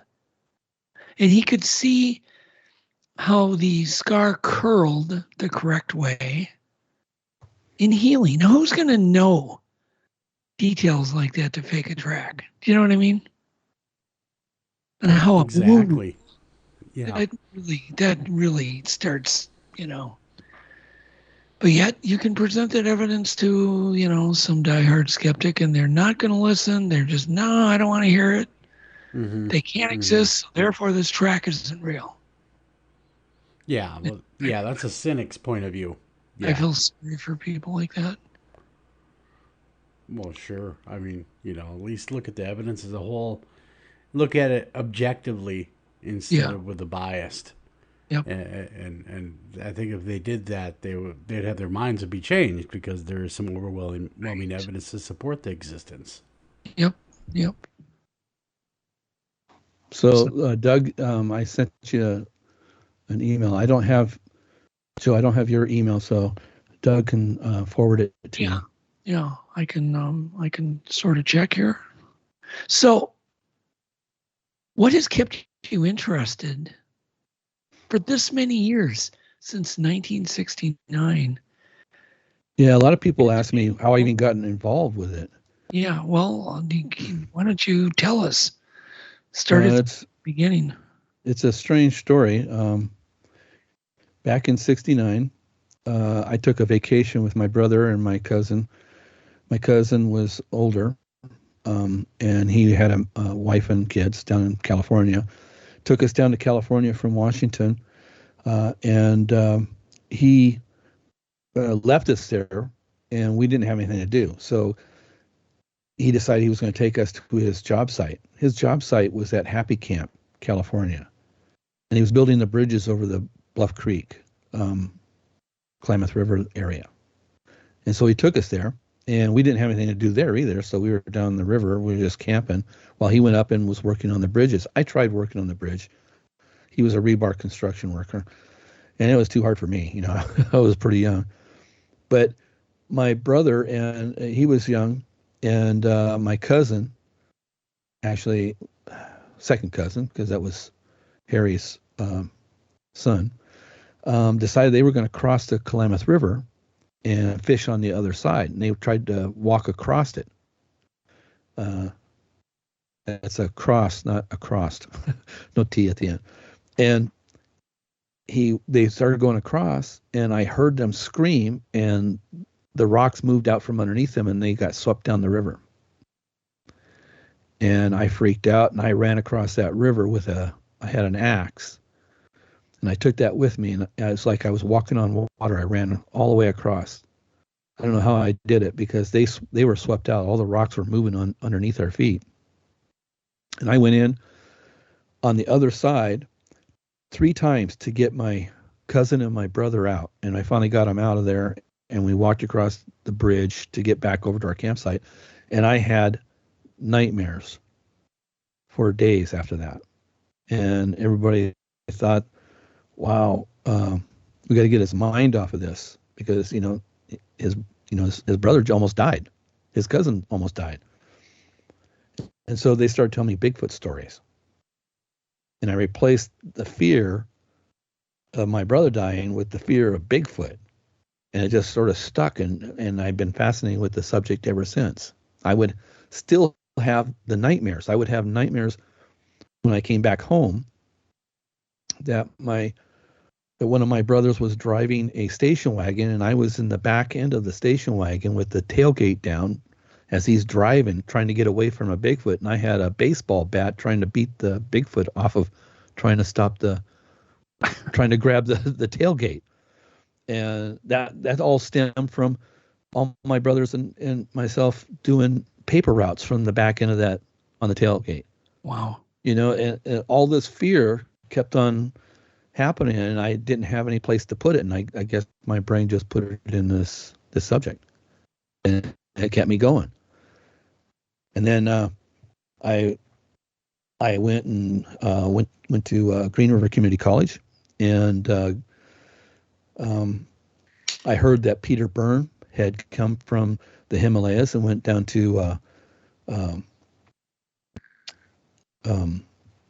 Oregon and Hood River and decided to make a museum down there.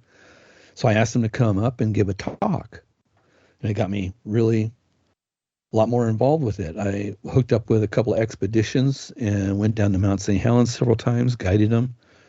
And then I got hooked up with Rene Dahinden and John Green and Grover Krantz, and became good friends with all of them. Grover Krantz, he had his body when he died, and his dog, he had a wolfhound. Yep. Stripped of their flesh and everything, and now they're a skeleton in a pose that I took a picture in his yard of the dog reaching almost to the top of his head as he was standing in the yard. Oh, is that your picture? Yeah, that was my picture. That they used at the Smithsonian, right, to pose the bones. Right. Oh, wow, I didn't know that. That's cool. That's kind of weird. Yeah, I don't really talk about that much because I think the whole thing is weird. Having your friend in the Smithsonian standing up as a skeleton. Wow. That is a little odd. That is a little odd. It's a little odd. We actually had one of his students on, and he gave us a little bit of insight. And then Grover, of course, was an anthropologist, and he wanted to continue to teach people after he died. And that's why he donated his bones, his body. Mm-hmm. Yeah, we had Carlos Jimenez on, and he was actually Grover's understudy. Yeah, it was very cool. There was one summer where he wanted to find out and get the students really involved with thinking outside the box. This was before outside the box was a popular term. And so he put on this fake prosthetic over his eyes. So he had a brow ridge, and he grew his hair long like a caveman. And he would go all summer long and ask people, why do you think this brow ridge was on cavemen? That's the way he would teach, is he would teach by, asking questions of something where someone could observe.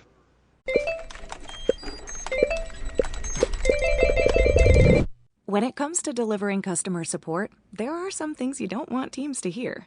Intercom's streamlined support platform clears up space for more organized workflows and peace of mind. Our business messenger uses chatbots, shared inboxes, apps, and more. Who doesn't like the sound of that? Intercom. Less of this. And more of this. To learn more, go to intercom.com/support. Unexpected trouble? CashNet USA can take the stress out of borrowing emergency funds. Our fast, secure application process makes it easy to apply online 24/7. Plus, CashNet USA offers same-day funding if approved before 10:30 a.m. Central Time, Monday through Friday. Additional terms may apply. Visit cashnetusa.com or tap the banner to apply today. To get the answer. Mm-hmm. Very cool. Now, you had a sighting, Rick, in British Columbia, I believe. Well, it's possible that it was a sighting. That's probably the closest thing I could say to it was a sighting. I mean, I came very close. I was in Puyallup when we recorded all the screams before Puyallup became, really populated. Yeah. And something was pretty close there. That was when. Tell us the story real quick. Which? The sighting story. Oh, the sighting. I was up on, I believe it's called 6 Mile Island in Harrison Hot Springs, Harrison Lake. Okay. And we were visiting Rene Dahinden and not John Green, but Rene Dahinden and John Miles, his girlfriend, and we were staying on the lake, and we were canoeing around with Rene Dahinden and that. And on the way back, John Miles and his girlfriend were in a little, like a Subaru, not a Subaru. It's like a Jeep, but it's like smaller than a Jeep. I mean, this thing is tiny, and it's 4-wheel drive, and it was downpouring. And my wife and I were in a car behind him, and we were, I don't know, driving distance between us was proper for being at nighttime and downpouring, raining. And all of a sudden, something walked in front of the vehicle, and I slammed on the brakes, and it looked like pants with hair and white feet going across the road. And it was at the same exact spot that years in the past, Peter Byrne asked David Smith and I to go up to check on this site where a bus driver saw a Bigfoot and stopped his vehicle, and there was a person that was in on the bus telling him, yeah, I saw it, and it had nostrils and there was steam coming out of the nostrils and everything, and it was actually that plant's buddy in a suit that had crossed in front of the bus, and they had put on this hoax to make fun of all the Bigfoot researchers. It was right at that spot. There's an Indian village there. And so it was really kind of strange. I quickly stopped the vehicle, got on the radio and talked to John Miles. He came back. We looked all over the place.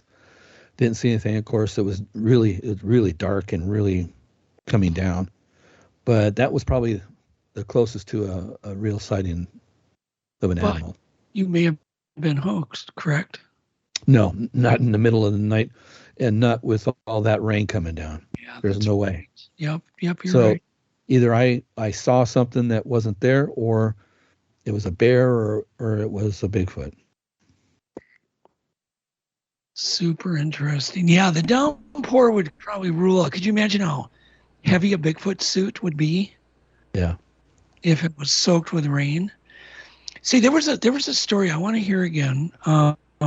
Yeah, I think you were doing a reenactment for Monster Quest, and you actually had a Bigfoot suit, and you were with Terry Allen, I believe. Mm-hmm. And you guys had stopped to take a break. You had the suit laid out, so it looked like a dead Bigfoot. Right. And then didn't you guys get plummeted with rocks? Yeah, we were right across the street, or right across the road from where the Skookum Cast was made. And Alan was sitting in a chair, and the suit was sitting out in front of him. And we were interviewing him about the expedition he was on at Terry Allen was, and all of a sudden he ducks, and this rock hits right in back of him, and it was a fair-sized rock. And he goes, "What was that?"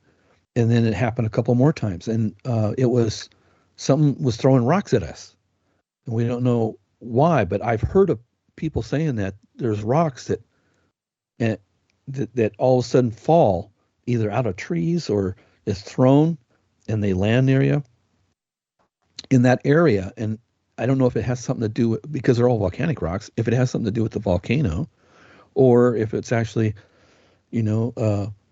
maybe a bird that flies and drops them, or if we were being attacked because we had something that looked like a dead Bigfoot there. Yeah. I guess my mind would go towards the dead Bigfoot. It's too much of a coincidence.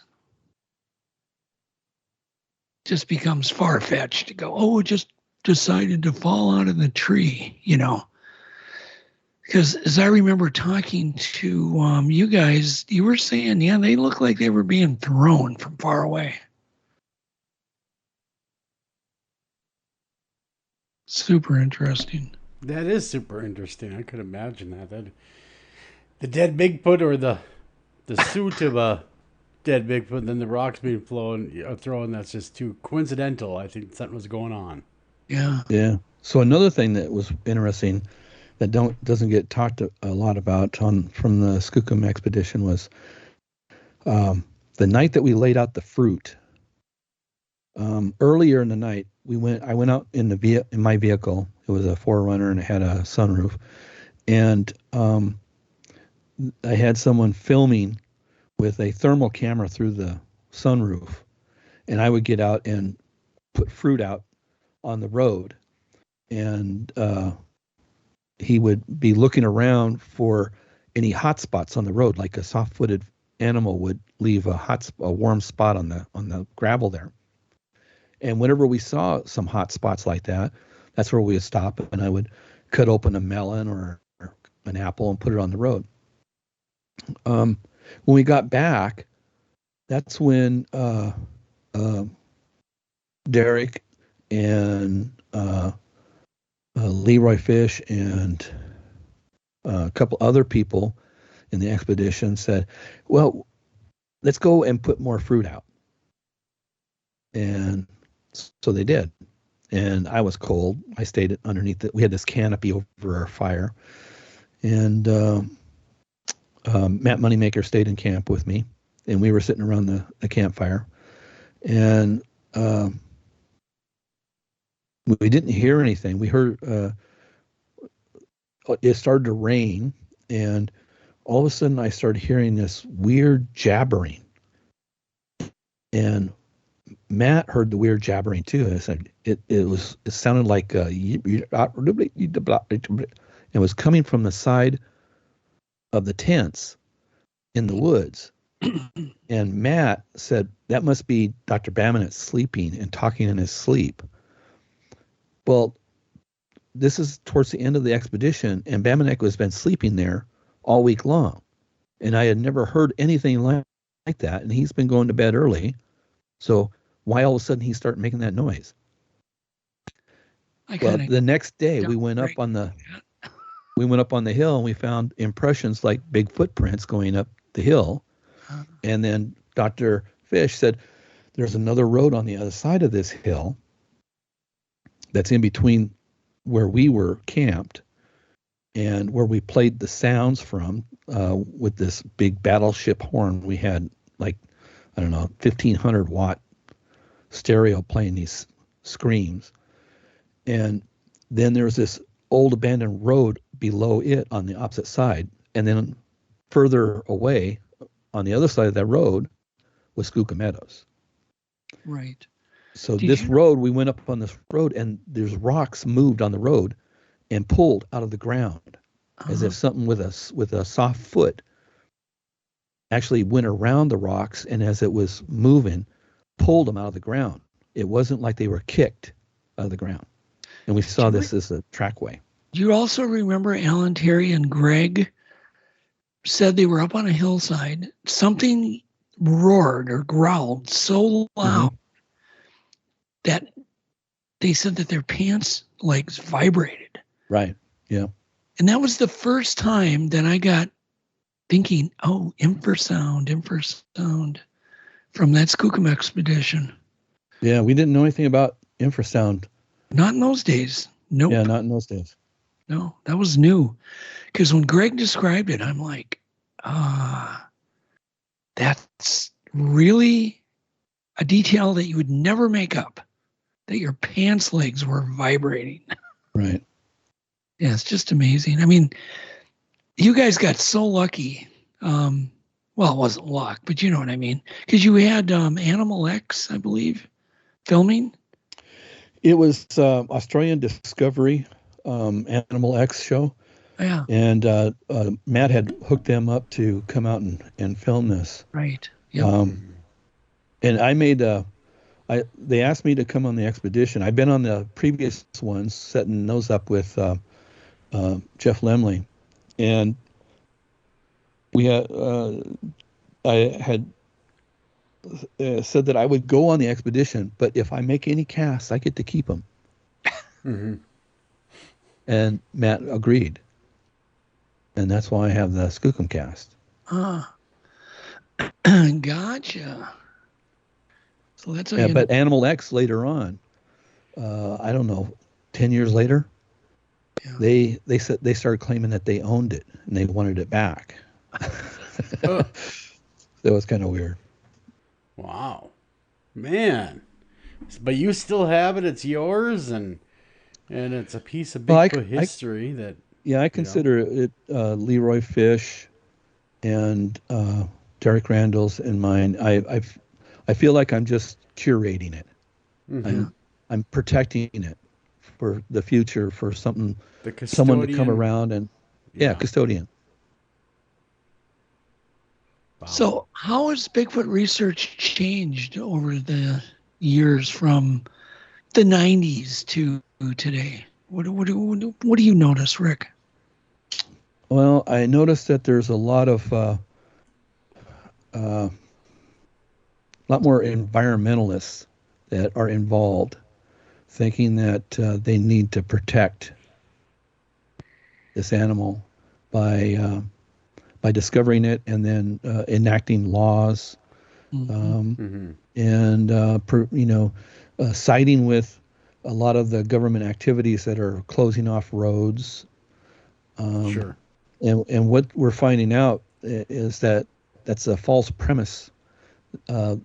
Closing off those roads were first built for firefighting and for loggers to go in and clear the underbrush every year and to do log burns so that you don't have these massive forest fires during the summer.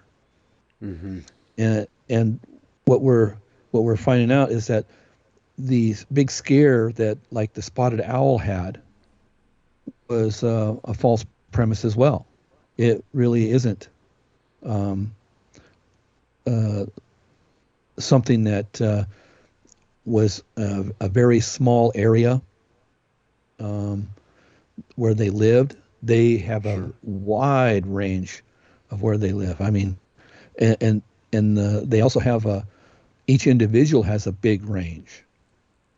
So I also I don't believe in a lot of things that is popular right now. I don't believe that there's a lot of these animals. If we look at how many cougar there are, at least in Washington State, there's like 3,800. Black bear, there's like 38,000. Like deer, there's like 114, 115,000. We see deer a lot. We see bear, not too often. We see cougar, even less. Wolverines, maybe a dozen in the state. How often do we see Bigfoot? And how big is it compared to those other animals? Well, and people say that, well, maybe it's because it's smarter. Well, let's talk about that for a second, Rick. Don't you agree, though, that only probably 1% ever report their sighting? And don't you believe that most sightings are very brief and very gray area where that's like did we really see that standing at the side of the road, or, crossing in front of our car up ahead 300 yards? Or, you know what I mean? I would imagine most are very fleeting, where the people that saw them don't report them. They just kind of put it aside and go, that was weird, but, well, nothing we can do. I just think that there's far more sightings than ever get reported. Do you kind of agree with that, or no? Well, that's what Grover said, was that he thinks that only 10% of the sightings actually get reported. Well, I think probably it's probably more like 60 or 70% of the sightings get reported. The rest go unreported. But I think I'm in the 1%. What I think is that a lot of people don't realize is that a encounter with these animals is a two-part deal. It's one part you and one part the animal. And if you're in the field, that's a major part of why it happened. It's not a time of year. It's not a time of day. It's because you were there. And when we look at the statistics, like on John Green's database, that says that like August and June are really high months for these sightings and stuff, and that it's at nighttime. It's because people are out at those times and they encounter it at those times. They're not out at the other times. They're not out in the winter. I've got a lot of reports from hunters, a lot of tracks in the snow from hunters, and they don't want to mention it because they saw what happened with logging and the spotted owl, is that the government comes in and shuts them down, and they'll do the same thing. They'll shut the area down for hunting. They don't want that. Have you ever noticed like logging roads that get shut, like at the Gifford Pinshaw National Forest? Yeah, like sure. There'll be a sighting, and there's been a lot of sightings there. And have you ever noticed that they'll just shut the road? Yeah, I've seen them shut down a lot of roads, and I'm really against that. I think that, like I said before, that access is keeps people aware of problems in those areas. If there's a fire, they can put it out. Yeah. If there's something going on, they see some poachers. Various things. But we're paying for those areas, right? And we even pay more when we get our little tags to go out in those areas. Yeah. To just camp. And so the access to those should be open. It's not that we're hurting anything. We're part of this world too. Yeah. We are animals just like any other animal on this planet. Do you think Bigfoots are dangerous? What are your thoughts? Well, just sheer size, I would say, yeah, they're probably dangerous, but are they going to go out of their way to be dangerous? No, I don't think so. Yeah, it could be the fact that we're putting ourselves in their way, like you'd said. We're out and about, and so chance encounter. And of course, I would imagine there are some sightings that don't end as well as others, but by and large, would you say it's kind of like a bear run? And if they know you're there, they're more likely to retreat than if you startle them, where they might want to lash out. Yeah, I had a perfect example. I was driving down the road, and I rounded this corner, and there was a bear crossing the road in front of me, and it stopped. And I go, wow, what's that bear doing there? So I opened up my truck door and got out with my camera and took a couple of pictures, and I smelled bacon. Now, I know the bear wasn't cooking bacon, but right next to the road, there was a campsite, and this guy was there cooking bacon. So I saved that guy from this bear coming into his camp. Now, that could have been a Bigfoot, but because I encountered it, it scared it off. Yeah. Mm-hmm. It was more scared of seeing my big vehicle and me getting out than of its hunger for that bacon. Yeah. Same thing with Bigfoot, I think. Those are mistakes that that we are fortunate to come across is that the Bigfoot makes a mistake and we see him. Yeah, exactly. It's just a mistake. So, how many Bigfoots do you think there are in Washington State? Just in your state? Well, they move around, I would say, but I wouldn't imagine them being more than 200 at the most. And it's probably that it fluctuates between, maybe 200 and less than 100 at any given time. Yeah. Because they don't recognize government lines drawn on a map. Yeah. They're more interested in watersheds and how the animal they're tracking animals. They probably got mental maps of when food supplies come in season in certain areas, and that's where they travel to. Do you feel they migrate just a little bit? Okay. Certainly they're going to probably behave different, the ones that live in Minnesota, where we have extreme season changes. We have 40 below weather, deep snow, and there in like Washington, they can just go to the coast or go high, up into the mountains, or go low. I mean, so what are your thoughts on migration? Have you put much thought into it? From my understanding, most migrations of large animals doesn't happen the closer you get to the equator, and because the weather is more stable there, right? And the animals are smaller, and there's a change in the bodies too. So if you had one animal population of a species on the equator and one up in, say, the Tropic of Cancer or the Arctic Circle, then you would notice some things. They would be bigger up closer to the Arctic Circle. They'd have more hair.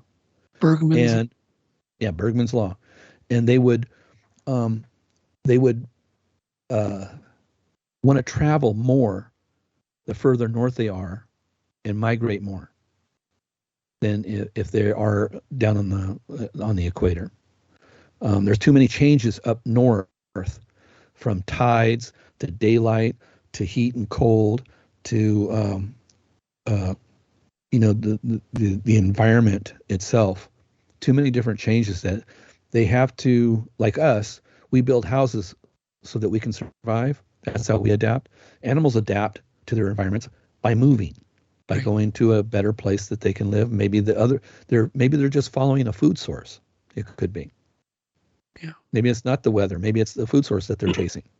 But so it's possible. But isn't it the fact that they're moving around? They don't ever seem to be in the same spot. That makes studying them very difficult.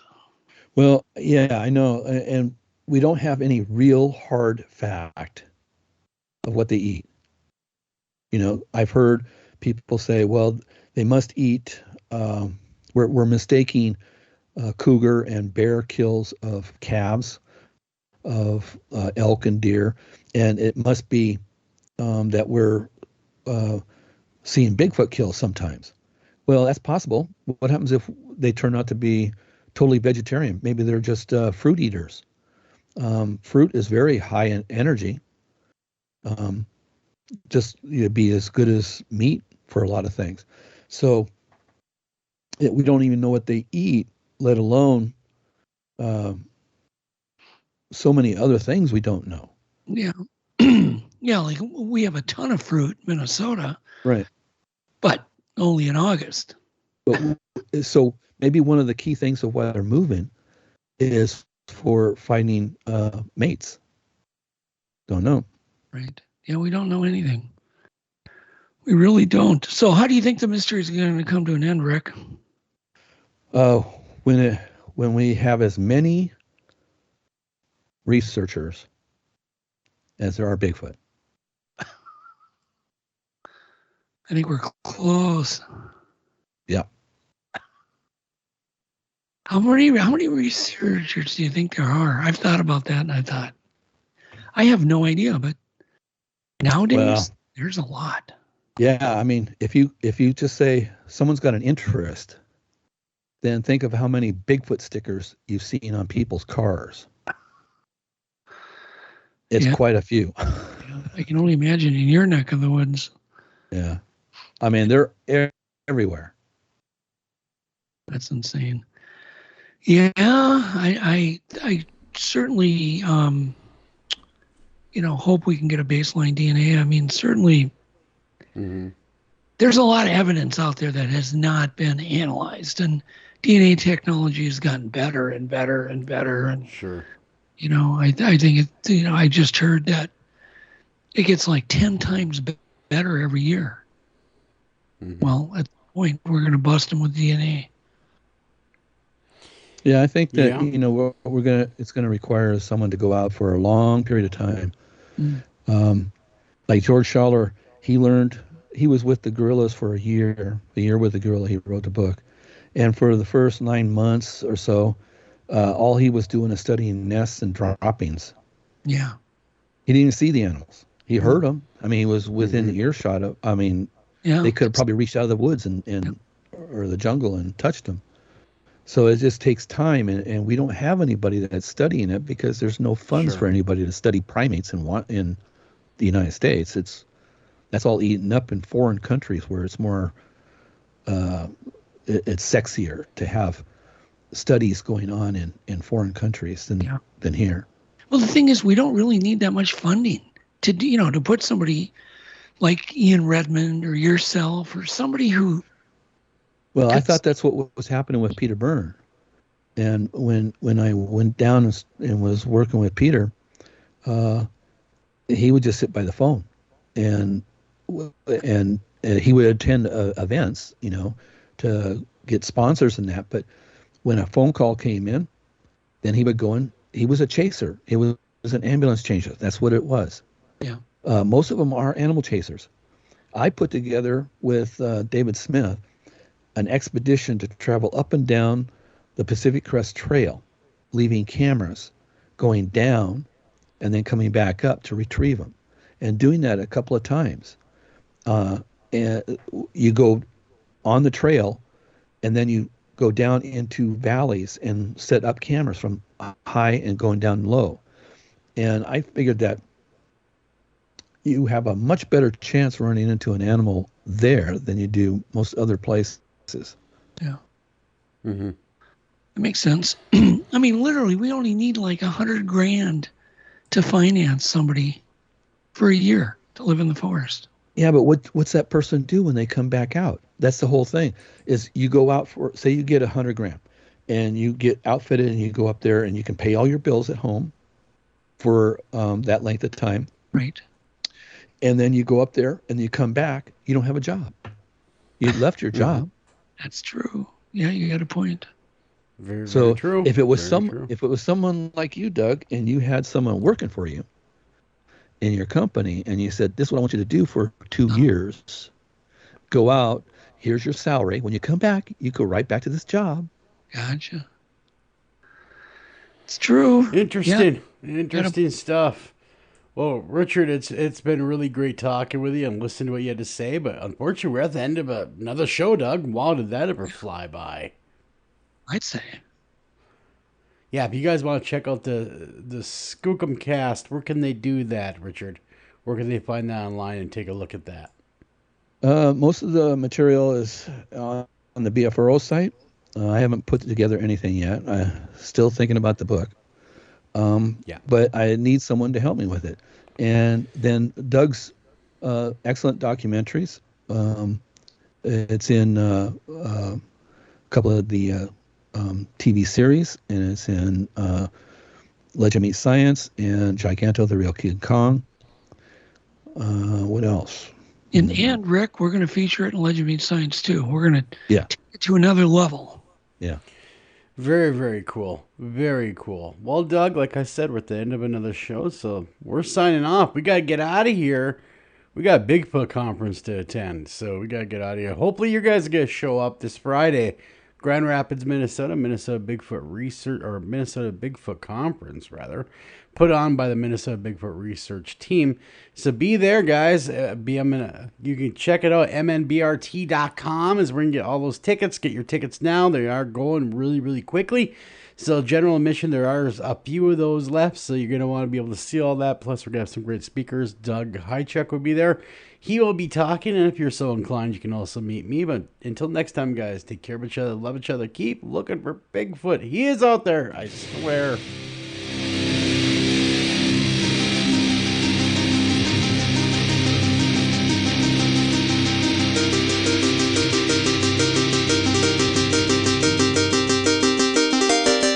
Farmers. They always look before they leap. And with more tank mix options, neighbor-friendly weed control, and much more, farmers have looked and leapt for the superior technology of Enlist herbicides. And these advantages begin when you plant Enlist E3 soybeans. Discover a better seed and herbicide system at enlist.com. You looked. Now leap. Not to be dramatic, but I'm obsessed with how much I just saved at Kohl's. I got 25% off Nike clothes for the kids, the cutest $39.99 flex hoodie for me, and got great Columbia gear for all our outdoor adventures. Did I mention the extra 20% off and the Kohl's cash I got? So yeah, not sure what I love more, fall deals or fall weather. Select styles, 20% offer ends October 3rd. Some exclusions apply. See store or Kohl's.com for details.